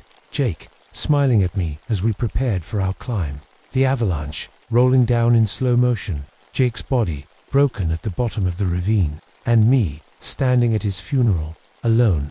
The images weren't memories. They were too clear, too perfect. Like watching a movie. The creature was somehow putting them in my head. "It shows you things," David whispered. "Things it shouldn't know." The Bigfoot disappeared again. This time, when it reappeared, it was phasing through solid rock, its body half in and half out of the mountain face, as if the stone were liquid. It pulled itself fully out and stood watching us. I felt a wave of disorientation, so powerful I had to grab onto the rock face to keep from falling. When my vision cleared, the ledge we'd been sitting on was now somehow 30 feet higher up the mountain than it had been before. The creature had moved us without touching us. "What does it want?" I asked David, trying to keep my voice steady. "I think it's protecting something," he said. "When Mark tried to climb higher than this point, it moved him to that impossible crack where you found him. When Sammy tried to set up anchors in a certain area, it put him on that smooth face where he couldn't hold on." The creature vanished again. My radio crackled with static. Then a voice that sounded like a mix of Jake's and someone else's came through. "Catherine Rodriguez. The test begins." David grabbed my arm. "It saved me, Cat. I was falling a certain death fall in. Suddenly I wasn't. Gravity just ... stopped working for a few seconds. Then I was hanging up there. It's like it wants to show what it can do." The entity appeared again, this time directly in front of our ledge. It was close enough that I could see its face clearly, now surprisingly human-like, but with features that seemed to shift and change as I watched. Its eyes locked with mine, and I felt another flood of images. The mountain before humans ever climbed it. Indigenous people leaving offerings at its base. Early settlers avoiding it because of strange phenomena. And Jake, somehow still present on the mountain. A ghostly figure watching over climbers in danger. I gasped. "Jake." The creature tilted its head. More images filled my mind. Jake's spirit, tied to the mountain somehow, and this entity as its guardian or jailer. I couldn't tell which. The Bigfoot stepped backward off the ledge and hovered in mid-air. It pointed upward, toward the peak, then at me. The message was clear. I needed to climb to the top. "It wants you to follow," David said. "Just like it made me follow yesterday." "What happened to you when you followed?" David's eyes clouded. "I can't remember, but I know it tested me somehow, and I failed. That's why it left me hanging there." The creature began to fade from sight, just before it disappeared completely. One final image burned into my mind. Jake's climbing gear, the same equipment I carried in my pack, being used to scale the most dangerous section of Perdition Peak.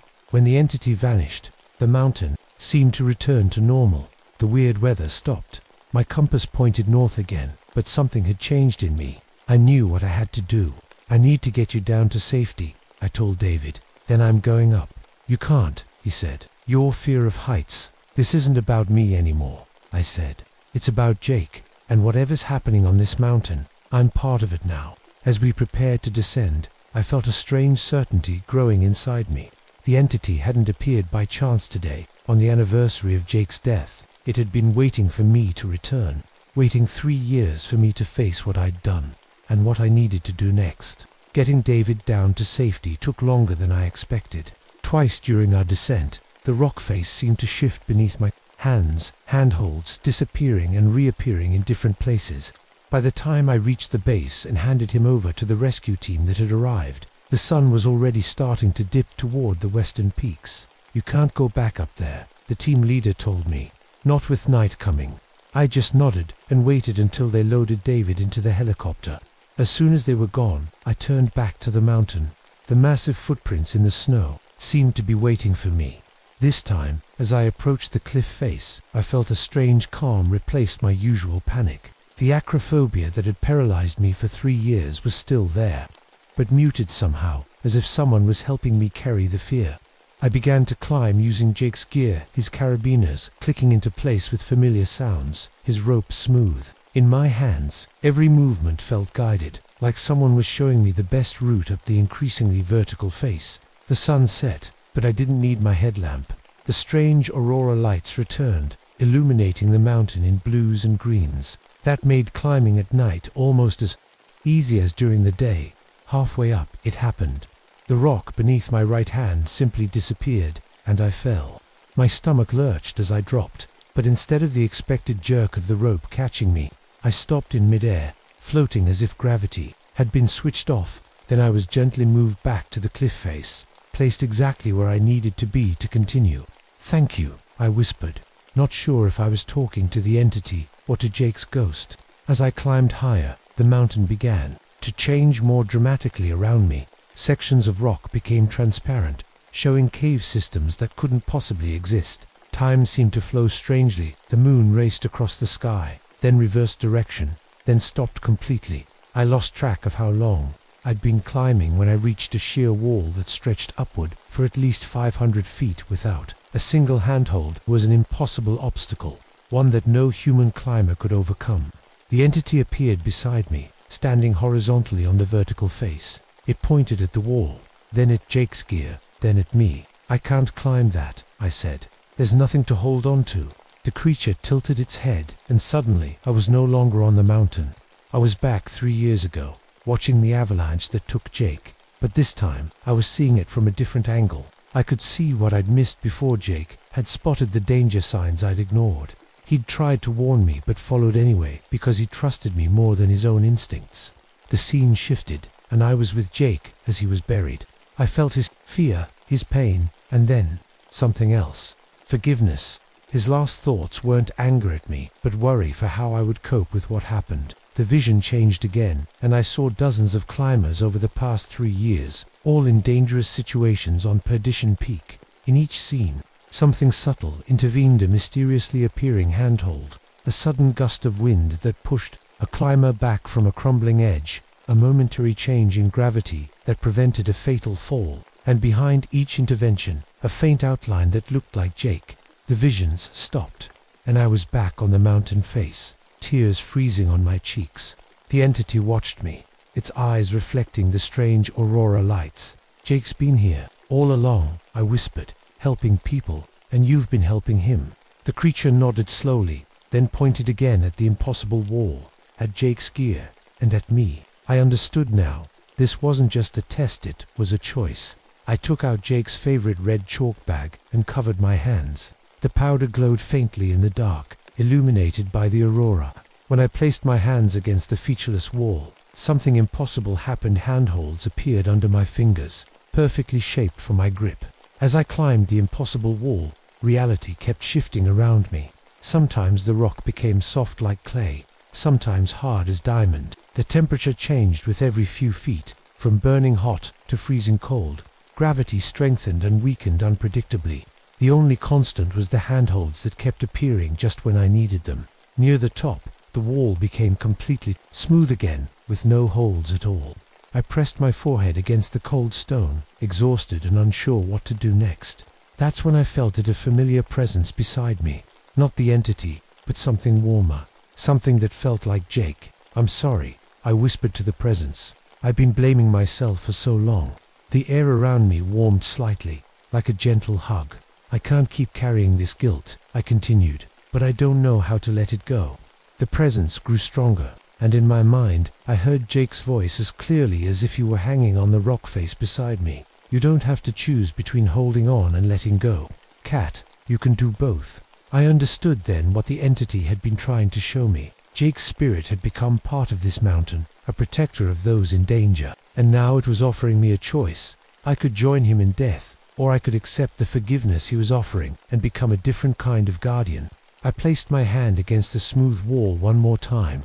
"I choose life," I said firmly. "I choose to protect others, like Jake has been doing." The wall beneath my fingers transformed. What had been smooth stone became a series of perfect handholds all the way to the top. As I made the final climb, I felt lighter than I had in 3 years, the weight of guilt finally lifting. When I reached the summit of Perdition Peak, the entity was waiting. It stood at its full height, 12 feet of impossible power, but now it didn't seem frightening. It extended one massive hand toward me. I hesitated only a moment before taking it. Energy flowed through me, changing something fundamental in my body and spirit.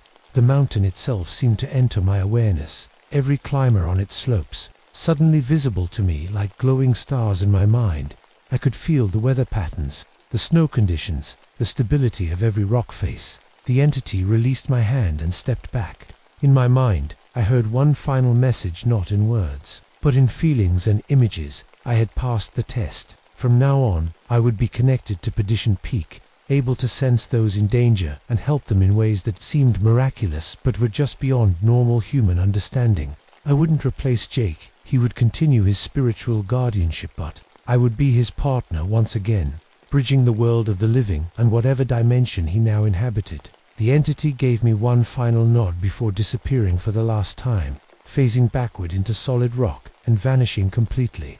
I stayed on the summit until dawn, feeling the mountain breathe beneath me, learning the extent of my new awareness. When the sun rose, I began my descent, a journey that should have taken hours but somehow took minutes, as if the mountain itself was helping me down.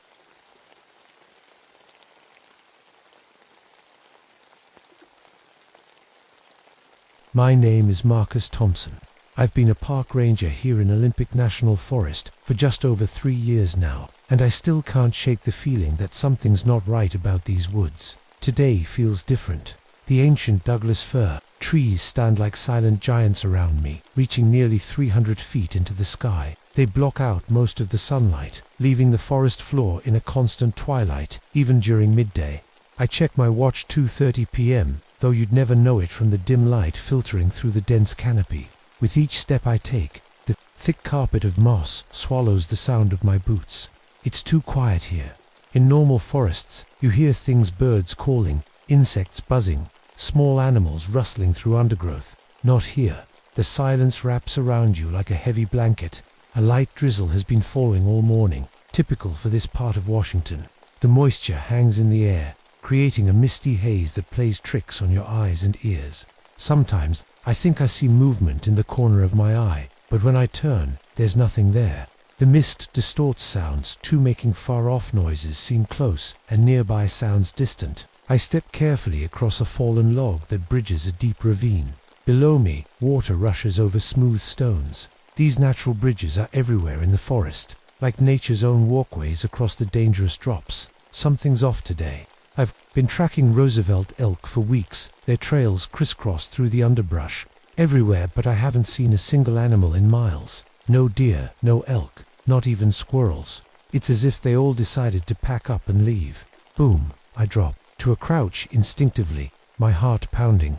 That sounded like a sonic boom, but there are no flight paths over this part of the forest. I scan the sky through gaps in the canopy, but see nothing except those strange spiraling clouds that have been forming all day. There it goes again, another boom echoing through the treetops. My ears pop painfully as the air pressure shifts. Around me, it's like being in an airplane during a rapid descent, but I'm standing still on solid ground. I check my altimeter, it shows we're suddenly 400 feet higher than a minute ago, which is impossible. I haven't climbed an inch. I pull out my compass, hoping to get my bearings, but the needle swings wildly before settling stubbornly toward the northwest, pointing directly at Mount Olympus. I turn in a complete circle, and it doesn't budge. Something's interfering with it. Looking up through a break in the trees, I see those clouds again. They're unlike anything I've ever witnessed. Perfect spirals, like giant fingerprints in the sky, centered directly over this section of forest. No natural weather pattern forms like that. My radio crackles with static. I need to check in with headquarters, but all I'm getting is interference and strange, pulsing sounds cutting through the white noise. 3 years I've walked these woods, and I've never felt this uneasy. Something has changed in the forest. Something is wrong. And I'm afraid I'm about to find out exactly what it is. I wasn't always a park ranger. Before this, I wore a different uniform, green beret, combat boots, and enough weapons to start a small war. 3 tours in Vietnam with special forces taught me things about survival that most people never learn. How to move silently through dense jungle. How to track someone or something that doesn't want to be found. How to stay alive when everything around you is trying to kill you. Today marks exactly 5 years since I lost my entire squad. We were on a mission along the Cambodian border, a mission that, according to the government, never happened. 12 good men gone in a single night. And me, I was the lucky one who made it back. I still see their faces in my dreams, still hear their screams, still feel the weight of knowing I couldn't save them. The army gave me medals that I keep in a box under my bed. They discharged me with full honors, but made me sign papers saying I'd never talk about that final mission. That's how it works with the things they don't want people to know about. After I got out, I couldn't handle being around crowds. The noise, the movement, it all brought me right back to that night. One backfiring car had me diving behind a dumpster in the middle of downtown Seattle. That's when I knew I needed space. Lots of it. This ranger job was perfect. Miles of forest, minimal human contact, just me and my thoughts in the wilderness. Every morning, I still do the same workout routine I did in the military: 100 push-ups, 100 sit-ups, 5-mile run, even in the rain. Old habits die hard. I keep my shooting skills sharp too. The rangers have a small firing range for wildlife management training. The other rangers joke that I could shoot a pine cone off a branch from 100 yards. They're not wrong. I never married. Never even came close. What woman wants a man who wakes up screaming in the middle of the night, who sees threats in every shadow, who can't even walk into a grocery store without checking all the exits first? It's better this way, safer for everyone. As I hike deeper into the forest, I can't shake the feeling that today is going to bring back memories of Cambodia. That same heavy feeling in my gut, that same electric tension in the air. My instincts saved me once before. I've learned to trust them. I touch the knife strapped to my leg, a habit from my military days. I've also got my standard issue Ranger sidearm, though I've never had to use it out here. Not yet, anyway. The radio at my hip buzzes again with strange static. I was supposed to check on a small research team studying bat populations near the North Ridge. They missed their last 3 chickens. Headquarters isn't worried, yet researchers get caught up in their work and forget to call in all the time. But with everything else feeling off today, I'm picking up my pace. Something rustles in the canopy above me. I freeze, looking up, but see nothing through the thick branches. Just that strange mist and those spiral clouds beyond. I grip my pack, straps tighter, and push forward. Whatever's happening in these woods today, I need to find that research team, and I need to find them fast. I smell it before I see it, that unmistakable copper scent of blood mixed with something else, something burnt. The research station comes into view through the mist, and I immediately reach for my sidearm. The main structure is torn apart, not collapsed from weather or age-torn, like a paper model ripped by angry hands. The metal walls, designed to withstand the harshest mountain conditions, are peeled outward with deep gouges that no bear or mountain lion could make. Some of the marks are as long as my arm and cut clear through 1/4-inch steel. "Hello, park ranger," Anyone here? My voice sounds tiny in the vast silence of the forest. No answer. I approach cautiously, scanning the tree line, the roof. Behind me, years of training kick in. Never enter an unsecured area without checking all approaches. Something is very wrong here. Inside, the research equipment is scattered everywhere. Glass shattered, computers smashed, papers floating in puddles on the floor. The rain patters through gaping holes in the ceiling. Then I see the first body. I have to crane my neck to look up. About 40 feet above me, impaled on a broken branch, is a man in a lab coat. His arms hang limply, swaying slightly in the breeze. There's no way he got up there by accident. 20 yards away, I find the second researcher. Same position, different tree. A third body hangs from yet another tree further out, all of them lifted and impaled with incredible force, as if they weighed nothing at all. What could do this? What could lift a full-grown man 40 feet into the air and drive him onto a branch like that, near what's left of the main research table? I find equipment still running on backup power. It's some kind of sound recording setup with headphones attached. I put them on and immediately yank them off as a deep, pulsing sound makes my teeth vibrate. The frequency is so low I can barely hear it, but I can feel it in my chest, my sinuses, behind my eyes. A nearby beaker cracks just from the vibration. I notice something else. The forest here is completely empty of bats. The research team came specifically to study the massive colonies that roost in these trees. But there's not a single bat in sight. Their equipment shows they were here in huge numbers just 3 days ago. Now, nothing. As I move through the wreckage, I notice huge impressions in the mud nearby. Someone pressed 2 giant hand-shaped molds into the ground. Except they're not hands. They look more like ...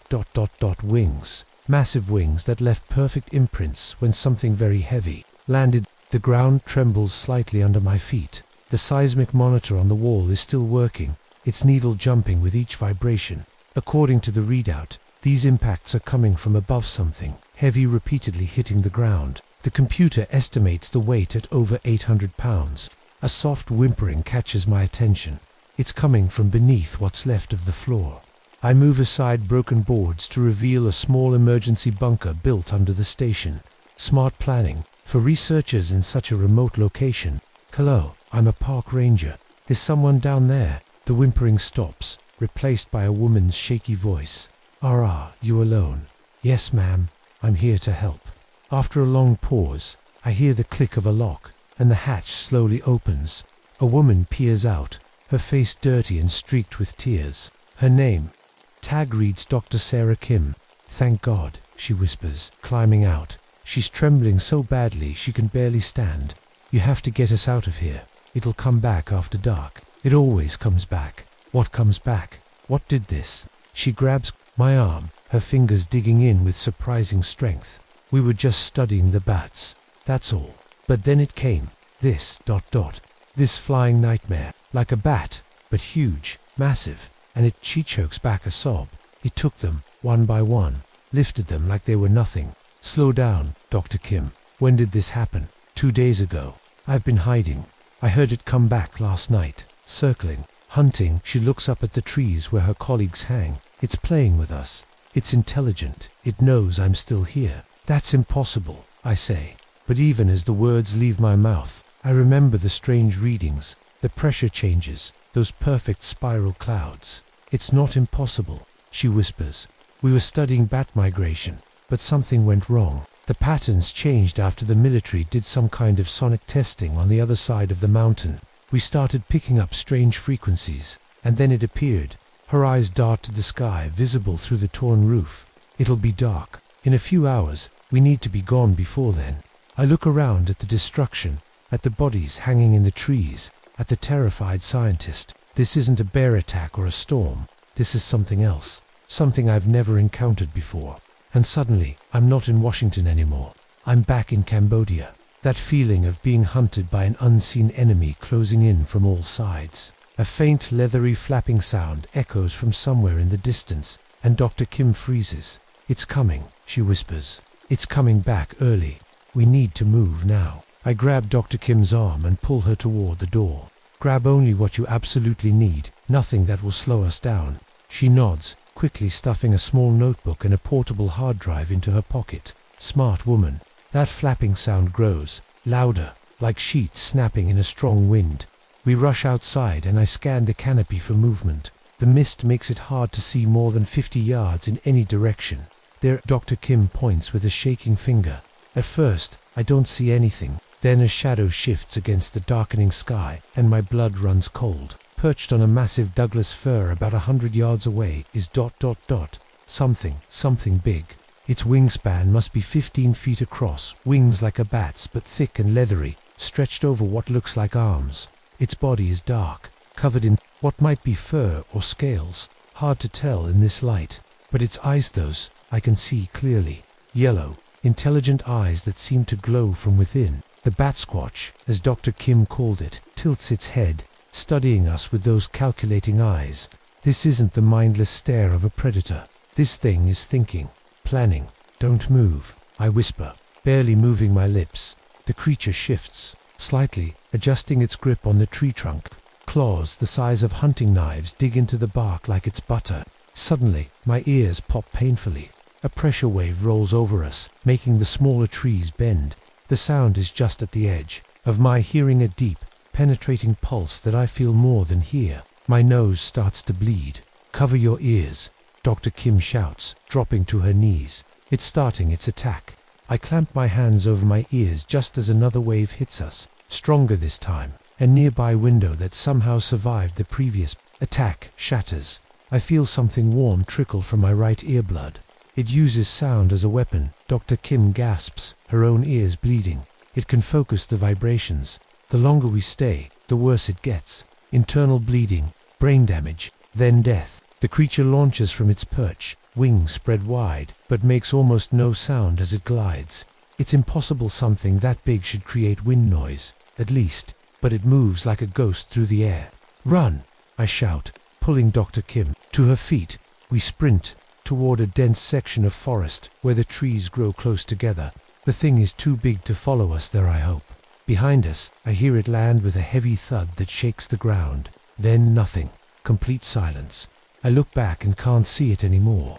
It's hunting us, Dr. Kim whispers as we crouch behind a fallen log. It doesn't just kill for food. It enjoys it. We've been watching it for days before the attack.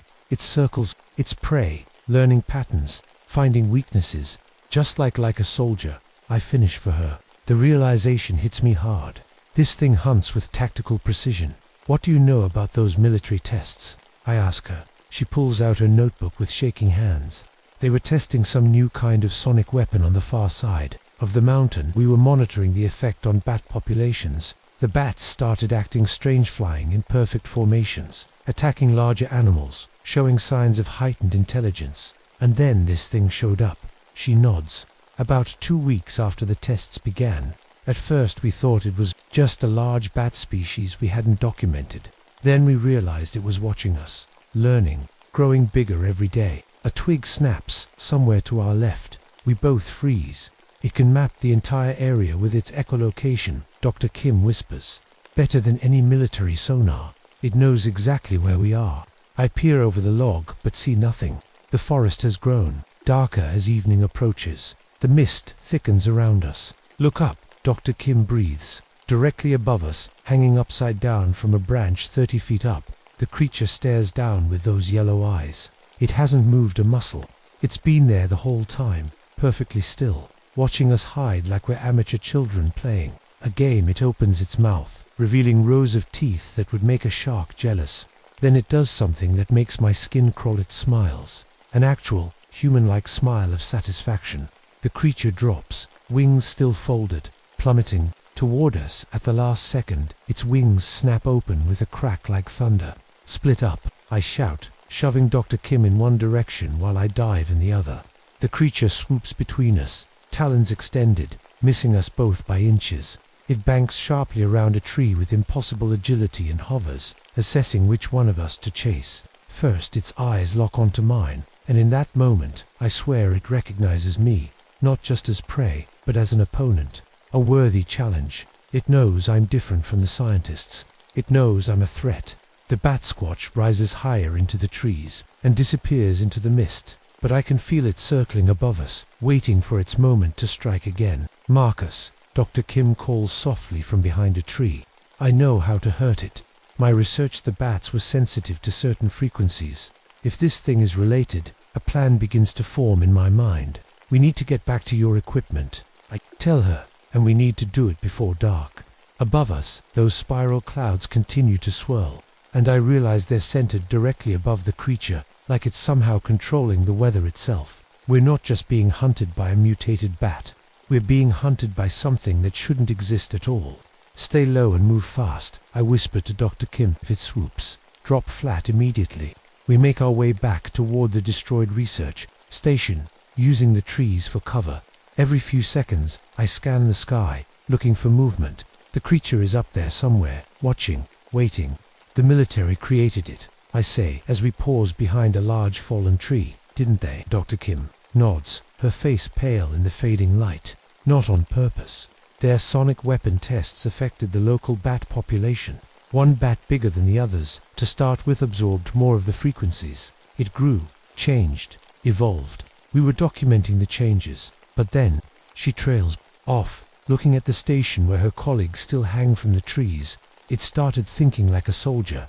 I finish for her, setting traps, planning attacks. Yes, it's like the sound waves rewired its brain, made it smarter, more tactical, and angry. A low boom echoes overhead, the creature's sonic attack, searching for us. We press ourselves against the damp earth as the pressure wave passes over us. If we get to my equipment, Dr. Kim says, I can reverse the frequency, create a counterwave that might hurt it, or at least drive it away. The rain picks up, and in the distance, thunder rumbles. A storm is coming. Good the creature might have trouble flying in heavy wind and rain. It gives us a chance. We reach the edge of the clearing where the research station sits. No sign of the bat squatch. The bodies of Dr. Kim's colleagues sway gently in the breeze, a grim reminder of what happens if we fail. There, she points to a partially destroyed shed behind the main building. My specialized equipment is in there. We were using it to record bat echolocation. I nod. I'll go first. Draw its attention if it's nearby. When I signal, you run for the shed. Without waiting for her response, I dash across the open space, zigzagging like I was taught in the military. Nothing swoops down. No sonic attack comes. I reach the other side and take cover behind a large tree. I wave to Dr. Kim. She takes a deep breath and runs toward the shed. Halfway there, a massive shadow passes over her. The bat squatch drops from above, claws extended. Drop, I shout. She throws herself forward, sliding in the mud as the creature's talons grasp at empty air. It screeches in frustration, a sound so piercing I have to cover my ears. Dr. Kim scrambles to her feet and makes it to the shed. I fire a shot into the air, drawing the creature's attention to me. It works too well. The bat squatch turns mid-air and dives straight for me, faster than anything that size should move. I dive behind a pile of equipment as it crashes into the tree where I'd been standing. The entire trunk cracks from the impact. This thing is incredibly strong. Thunder booms overhead, closer now. The storm is almost here. Marcus, Dr. Kim calls from the shed. I need 5 minutes to set this up. You've got to. I yell back, firing another shot to keep the creature's attention. The bat squatch circles, its wings creating powerful downdrafts that bend the smaller trees. It's toying with me now, showing off its power. Those yellow eyes never leave me, tracking my every move. I need to buy time. I dash from cover to cover, making myself a moving target. The creature follows, diving occasionally but always pulling up short, like it's enjoying the chase. Rain falls in sheets now. Lightning flashes, briefly, illuminating the creature's full form. In that instant, I see it clearly for the first time. Muscular body covered in dark fur. Bat-like face with an almost human expression of intelligence. Powerful legs ending in talons that could tear a man in half. Almost ready, Dr. Kim shouts. Over the storm, the bat squatch turns toward her voice. No, it's identified the real threat. I fire at it, the bullet grazing its wing. It screeches and focuses on me again, eyes burning with rage. The creature opens its mouth and releases a focused sonic attack. The wave hits me like a physical blow, sending me flying backward into a tree trunk. The air leaves my lungs in a rush. Blood pours from my nose and ears. Lightning strikes a nearby tree, the thunder immediate and deafening. The Bat-Squatch falters in the air, disoriented by the natural sound wave that just overloaded its sensitive hearing. That's when I realized the storm is our ally. The thunder disrupts its sonic attacks. And echolocation. Now, Sarah, I yell. Use the storm.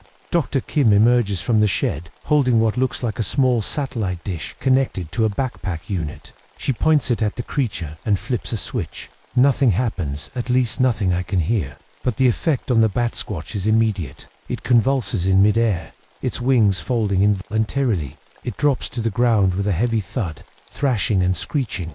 The ultrasonic frequency disrupts its nervous system. Dr. Kim shouts over the storm. But the battery won't last long. I see my chance. Using the creature's momentary weakness, I sprint to the research station and grab a canister of fuel used for their generator. If we can't kill this thing, we need to at least destroy all evidence of what the military has done. The Bat-Squatch begins to recover, its movements becoming more coordinated. Dr. Kim's device is losing power. We need to go. Now, I yell, splashing fuel around the main building. Wait, she calls. We need evidence. The world needs to know what happened here. I hesitate. She's right. The government will cover this up just like they did with my squad in Cambodia. More experiments, more deaths, more denial. But before I can respond, the Bat-Squatch rises to its full height, its fury visible even through the pouring rain. It spreads its massive wings and releases the most powerful sonic attack yet. The pressure wave hits us both. I'm thrown backward, my vision blurring. Dr. Kim collapses, blood streaming from her ears.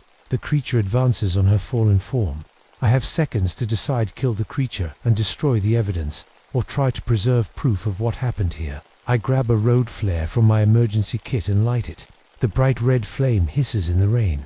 Hey, I shout, remember me, Special Forces. I've killed things a lot scarier than you.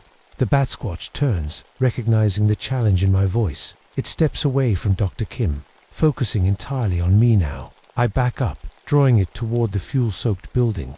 Just a few more steps. It charges, moving with incredible speed despite its size. At the last second, I dive aside and throw the flare into the fuel. The whoosh of ignition is immediate. Flames engulf the structure and catch the creature's wing. The Bat-Squatch screeches, in pain and rage as the fire spreads across its body. It thrashes wildly, trying to extinguish the flames, but the fuel burns too hot, even in the rain. I drag Dr. Kim away from the inferno, checking her pulse. She's alive, but badly injured.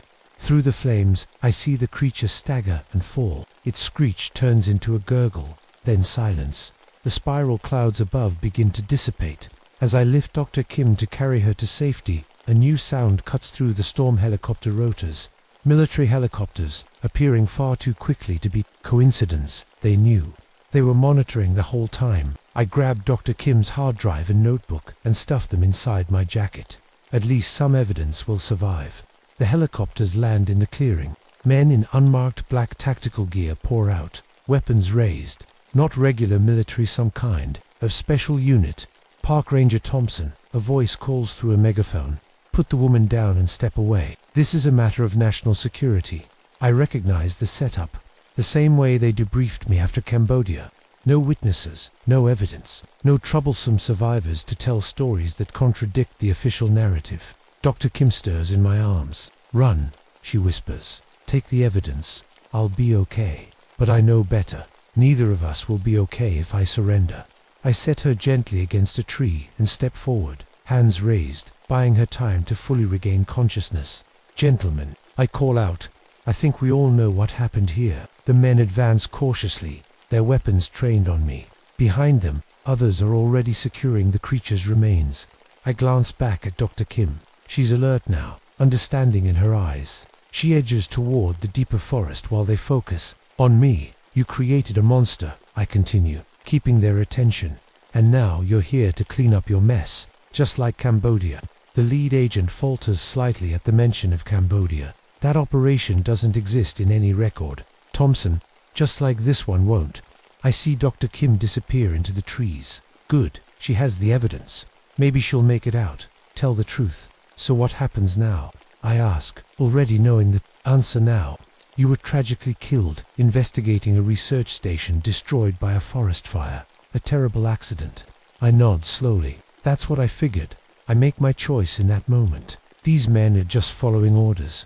If I fight, I might take a few with me, but Dr. Kim's chances of escape would disappear. Sometimes the mission is more important than the soldier. Just make it quick, I say, lowering my hands. And do me a favor when you write up the report, mention that I didn't go down easily in Cambodia either. The leader raises his weapon. Nothing personal, Thompson. It never is, I reply. The last thing I see is a flash of light from his weapon. My last thought is of Dr. Kim, running through the forest with the truth, running with the evidence that might stop this from happening again. Sometimes, that's the best a soldier can hope for.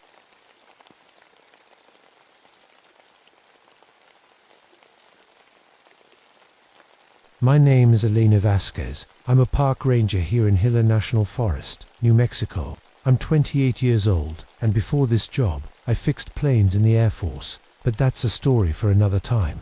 I've been feeling strange all day. Something's not right in the canyon. The hot desert wind is blowing hard today, carrying the smell of sage, and something else. Something rotting.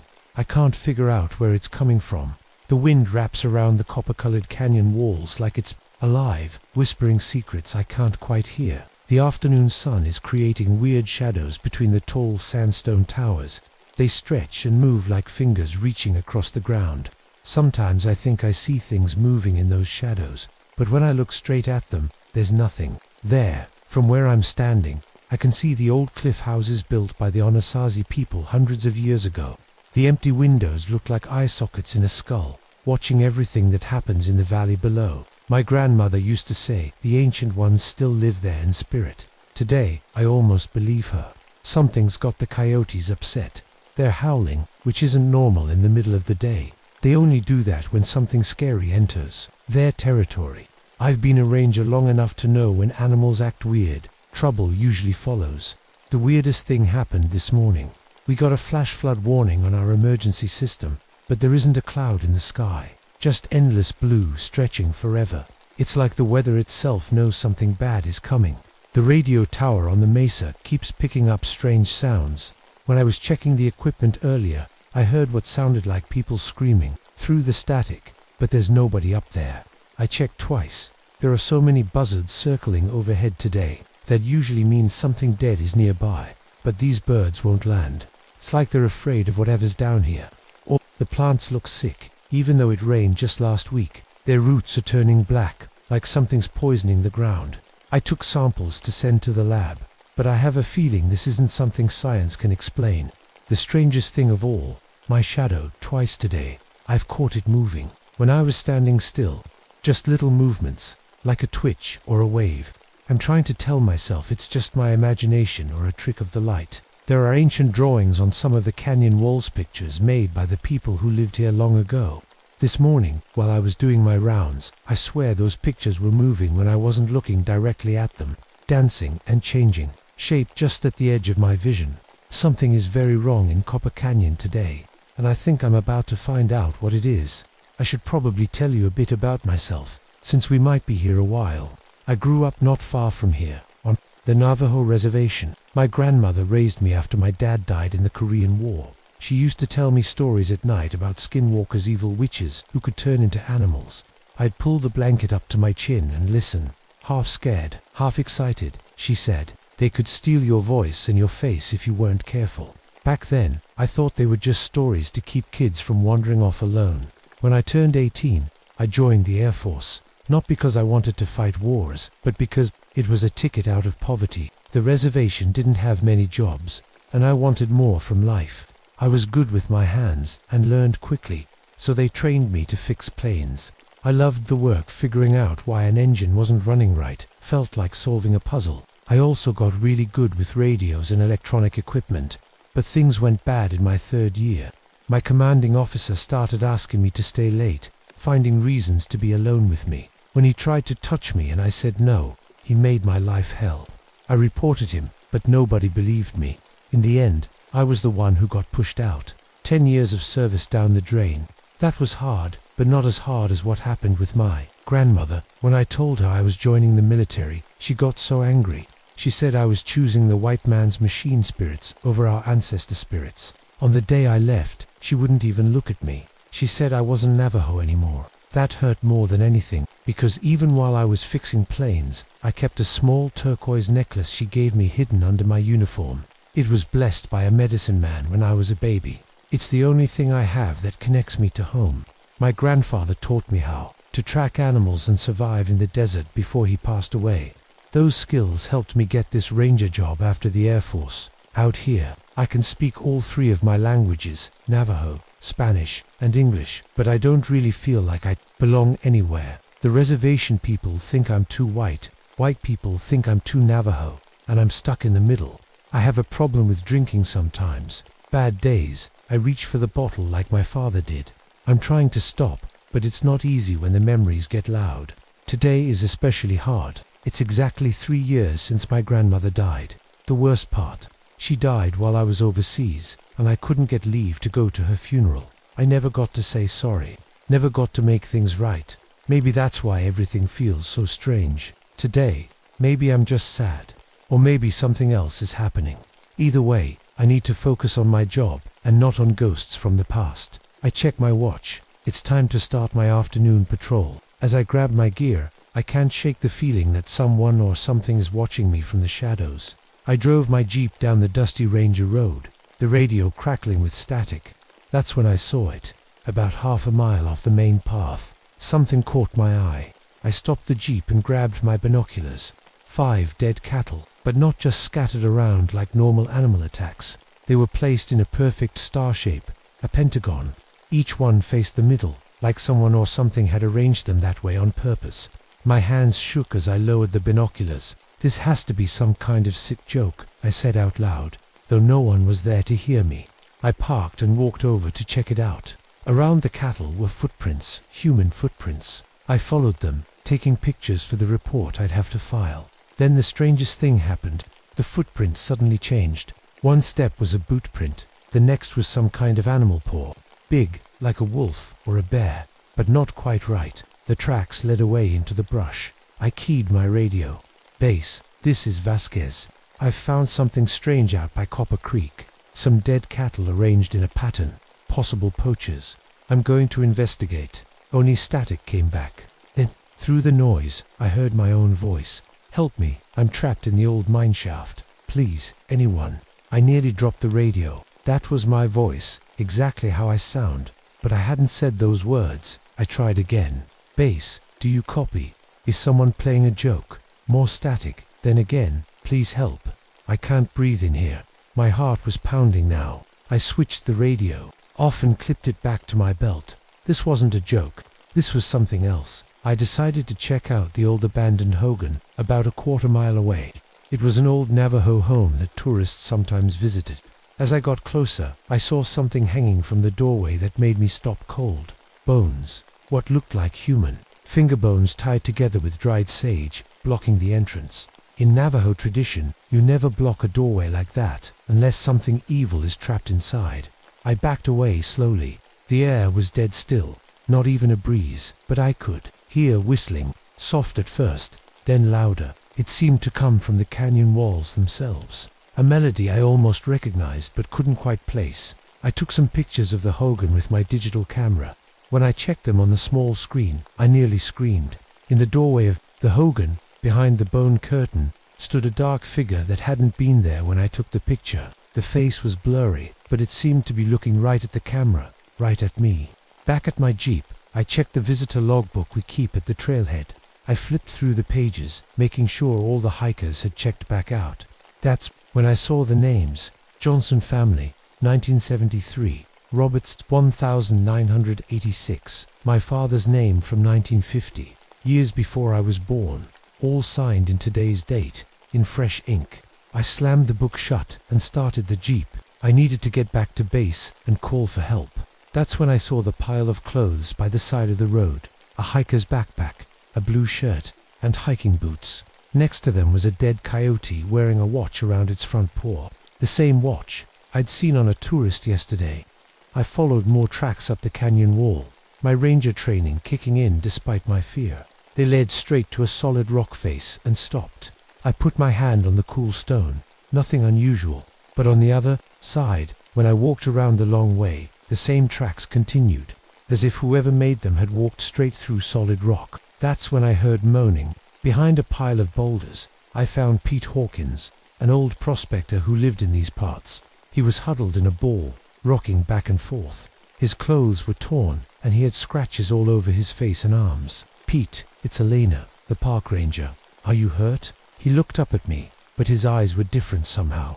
Too wide, too bright. He opened his mouth, but instead of words, he made a sound like a coyote howling.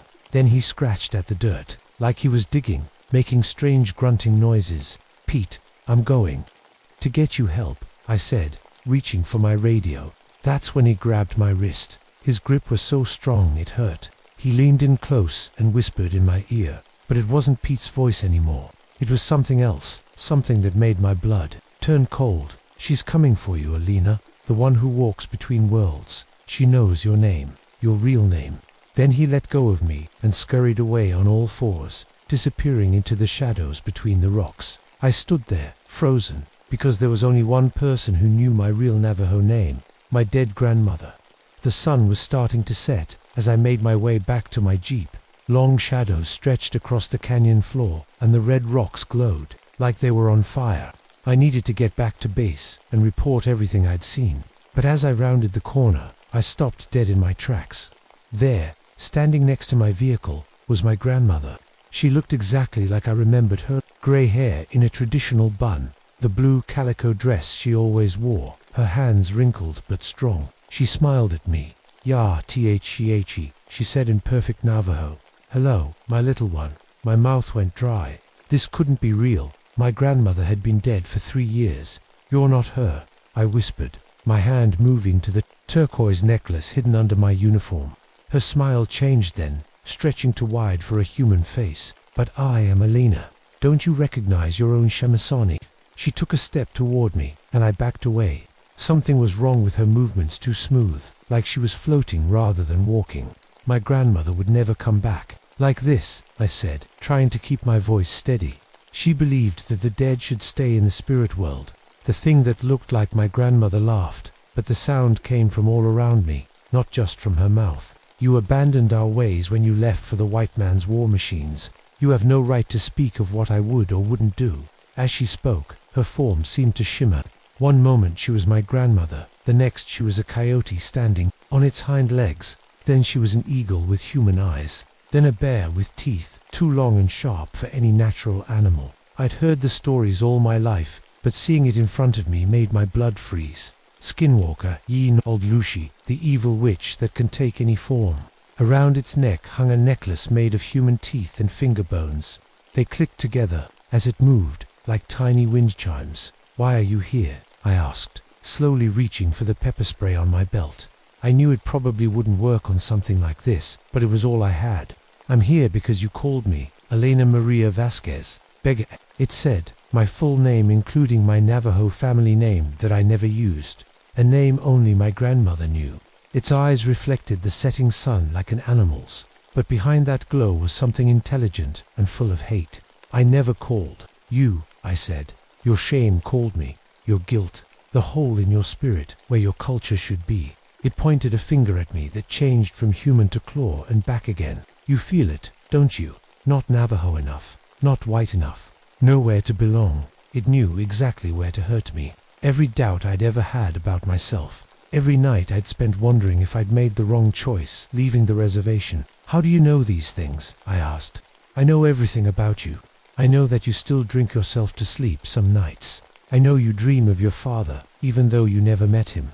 I know that your commanding officer touched you in places that still make you feel dirty." I felt sick. These were things I'd never told anyone. The creature moved closer, and this time I couldn't back away. My legs wouldn't work. "I know that on the day you left for the Air Force, your grandmother cursed you. She said you would never find peace until you returned to the old ways." "That's not true," I said, but my voice shook. "No. Then why have you carried that turquoise? All these years, why do you still say the morning prayers she taught you, even though you pretend not to believe?" Suddenly, the creature disappeared. It simply faded into the rock wall behind it. I stood there, breathing hard, wondering if I had imagined the whole thing. Then I felt hot breath on the back of my neck. "I've been watching you since you were a child, Elena," it whispered in my ear. waiting for you to break away from the protection of your people. And now, here you are, alone. I spun around, but there was nothing there, just empty air. A noise made me turn back, toward my jeep. Pete Hawkins was there now, standing where the creature had been. But he wasn't the Pete I knew. His body was twisted, half human and half animal. Fur sprouted from his arms and face. His fingers had become claws, and his teeth were long and sharp in a mouth that had stretched into a muzzle. "She's inside me now," Pete said, his voice a horrible mix of human and animal sounds. "She gets inside you and takes over. First, your thoughts, then your body." He lurched toward me, moving like his bones were breaking with each step. "Run, Elena," he growled, fighting to get the words out. "Run before she gets you too. She's hungry. For you. For your power." "What power?" I asked. "I don't have any power." Pete's body jerked and twisted. He fell to his knees, screaming in pain as more fur burst from his skin. "Your bloodline," he managed to say through gritted teeth that were getting longer by the second. "Your grandmother was a medicine woman, the most powerful in 3 generations. His words cut off as his mouth transformed completely into a wolf's snout. The last human light in his eyes faded, replaced by something ancient and evil. I ran as fast as I could back toward my jeep. Behind me, I heard Peter, what used to be Pete, howling, not like a normal wolf or coyote, but like a human trying to make animal sounds with a throat not designed for it. I jumped in my jeep and turned the key. The engine sputtered but wouldn't start. I tried again. Nothing. In the rearview mirror, I saw movement. Pete's transformed body was loping toward me on all fours, faster than any human could run. I tried the radio one more time. "Base, this is Vasquez. Emergency. I need backup at Copper Canyon immediately." Through the static, I heard my own voice. "Again, they can't help you, Elena. No one can help you now." As the creature reached the back of my jeep, I knew I had only one choice. I grabbed my backpack, jumped out the opposite side, and ran toward the only place I could think of that might offer some protection, the radio tower on the mesa. My grandmother had always said that evil spirits couldn't cross running water, or touch metal that carries the voices of men. It wasn't much, but it was all I had. As I ran, the sun dipped below the horizon, and darkness began to swallow Copper Canyon. I ran until my lungs burned. The metal stairs of the radio tower clanged under my boots as I climbed. Below me, I could hear Peter, the thing that used to be Pete, growling and circling the base of the tower. It wouldn't come up the metal stairs. Not yet, anyway. Inside the small radio station at the top, I locked the door and leaned against it, trying to catch my breath. My mind was racing, trying to make sense of everything. The skinwalker had said my grandmother was a powerful medicine woman. That was true. She knew all the old healing songs and prayers. But why would that make me special? I'd turned my back on all of that. Then it hit me. The skinwalker wasn't just attacking random people. Pete had been talking about leaving the reservation for years, wanting to sell his land to mining companies. And the names in the visitor log, they were all people who had taken artifacts from sacred sites. The skinwalker was targeting people who had abandoned or disrespected the old ways, people like me. My radio crackled to life. "Elena," it was my grandmother's voice again. "There's a family of hikers camping by the sacred spring. They don't know they're in danger. You need to help them." I looked out the window. In the distance, I could see a small campfire glowing near one of the ancient springs that the Navajo considered holy places. "And there's something else," the voice continued. "Someone broke into the old cave where the ancestors' remains are kept. They're stealing bones right now." I looked in the other direction and saw flashlight beams bobbing near the cliff dwellings. "You can't save both, Elena. Choose the innocent family or your ancestors' remains." I closed my eyes. This was a test. The skinwalker was trying to force me to break a tribal taboo, no matter which choice I made. "I won't choose," I said out loud. "This is a trick." The radio laughed. My grandmother's kind laugh twisted into something cruel. "Then they all die. Their blood will be on your hands." I needed to think. My grandmother had taught me that skinwalkers gained power from fear and shame. Mine had been growing stronger all day, feeding off my guilt about leaving the reservation, about not being there when she died. What was it Pete had said before he transformed? That my grandmother was the most powerful medicine woman in 3 generations, and now the skinwalker was wearing her face, using her voice. A terrible thought occurred to me. What if it wasn't just imitating her? What if it had taken her somehow? Grandmother, I whispered, if you're in there somewhere, I need your help. The radio static changed, becoming softer, almost like gentle breathing. Alina, the voice was still my grandmother's, but different now, weaker. I'm sorry, Shiazi. I should never have turned you away. Tears filled my eyes. Grandmother, is it really you? Listen carefully. The Skinwalker has held me since my death. It uses the spirits of powerful medicine people to grow stronger. How do I stop it? I asked. Remember the cleansing ceremony? The one I taught you when you were little. I did remember. It was a ritual to drive away evil spirits, with songs and prayers that had been passed down for generations. But I hadn't practiced in years. I can't do it alone, I said. I don't remember all the words. You won't be alone, she said. Look around you. What do you see? I looked at the radio equipment, transmitters, microphones, speakers. Then I understood. I grabbed the microphone and turned on the main transmitter. It was powerful enough to broadcast across the entire reservation. I set it to the emergency frequency that every household on the reservation was required to have. Outside, I heard the Skinwalker howling in rage. It knew what I was planning. The door to the station began to shake as something heavy slammed against it. The hinges creaked. I worked quickly, connecting wires and turning dials the way I'd learned in the Air Force. The technical skills I'd gained in the white man's world would now help me perform one of the oldest ceremonies of my people. The door splintered as I switched on the microphone. I began to sing. The ancient words came back to me, rising from some deep place in my memory. I sang the cleansing songs, the prayers for protection, the chants that called to the ancestor spirits for help. My voice went out across the airwaves, reaching every corner of the reservation. I imagined families gathering around their radios, elders recognizing the songs, joining in. The Skinwalker burst through the door, no longer bothering with human form. It was a twisted mass of fur and claws and teeth, with eyes that burned like coals. You can't stop me, it snarled. You're not pure enough, not Navajo enough. I kept singing, my voice growing stronger. As I sang, I felt something strange happening. The air in the room began to glow with a soft blue light. Shapes formed in the light, human shapes, the ancestors, drawn by the songs, by the prayers. The Skinwalker backed away, hissing. Through the radio came more voices, elders from across the reservation, joining in the ceremony. Their voices mixed with mine, creating a wall of sound that made the Skinwalker shrink back further. This isn't over, it growled. I'll find another way in, another lost soul to feed on. No, I said, pausing my song, you won't, because I understand now. The power my grandmother had did wasn't just hers. It belongs to all of us who keep the old ways alive, even those of us who left and came back. I took off my turquoise necklace and held it up. It glowed blue in the strange light. I am Alina Maria Vasquez Bege, daughter of the dying, granddaughter of Ana Bege, medicine woman. I may have left, but the desert never left me. The old ways never left me. The Skinwalker lunged at me, but the blue light flared brighter. The ancestor spirits moved between us, forming a barrier. I resumed the ceremony, singing louder now. The Skinwalker writhed and twisted, caught in the web of song and prayer. As I reached the final verse, I saw my grandmother's spirit separate from the creature, breaking free. She smiled at me, her real smile. Ayeshiaji. Thank you, my little one. The Skinwalker gave one final, terrible scream as the ancestor spirits closed in around it. There was a flash of light, so bright I had to cover my eyes. When I could see again, the Skinwalker was gone. In its place was a small pile of ash on the floor, but something was wrong. I felt weak, drained.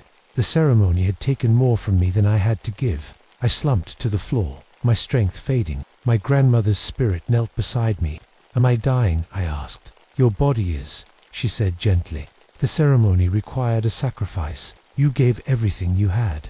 I'm scared, I whispered. Don't be, CRC. This isn't the end. As my vision began to darken, I felt her hand in mine, solid now, warm. What happens next? I asked, my voice barely audible. You've become like us, she said, a guardian spirit. Your voice will remain in the radio static, warning others when evil approaches. Your spirit will protect the boundaries of our land. Will I be with you? She smiled. Always. We have much to catch up on. I closed my eyes for the last time as a human. But it wasn't the end. It was a beginning.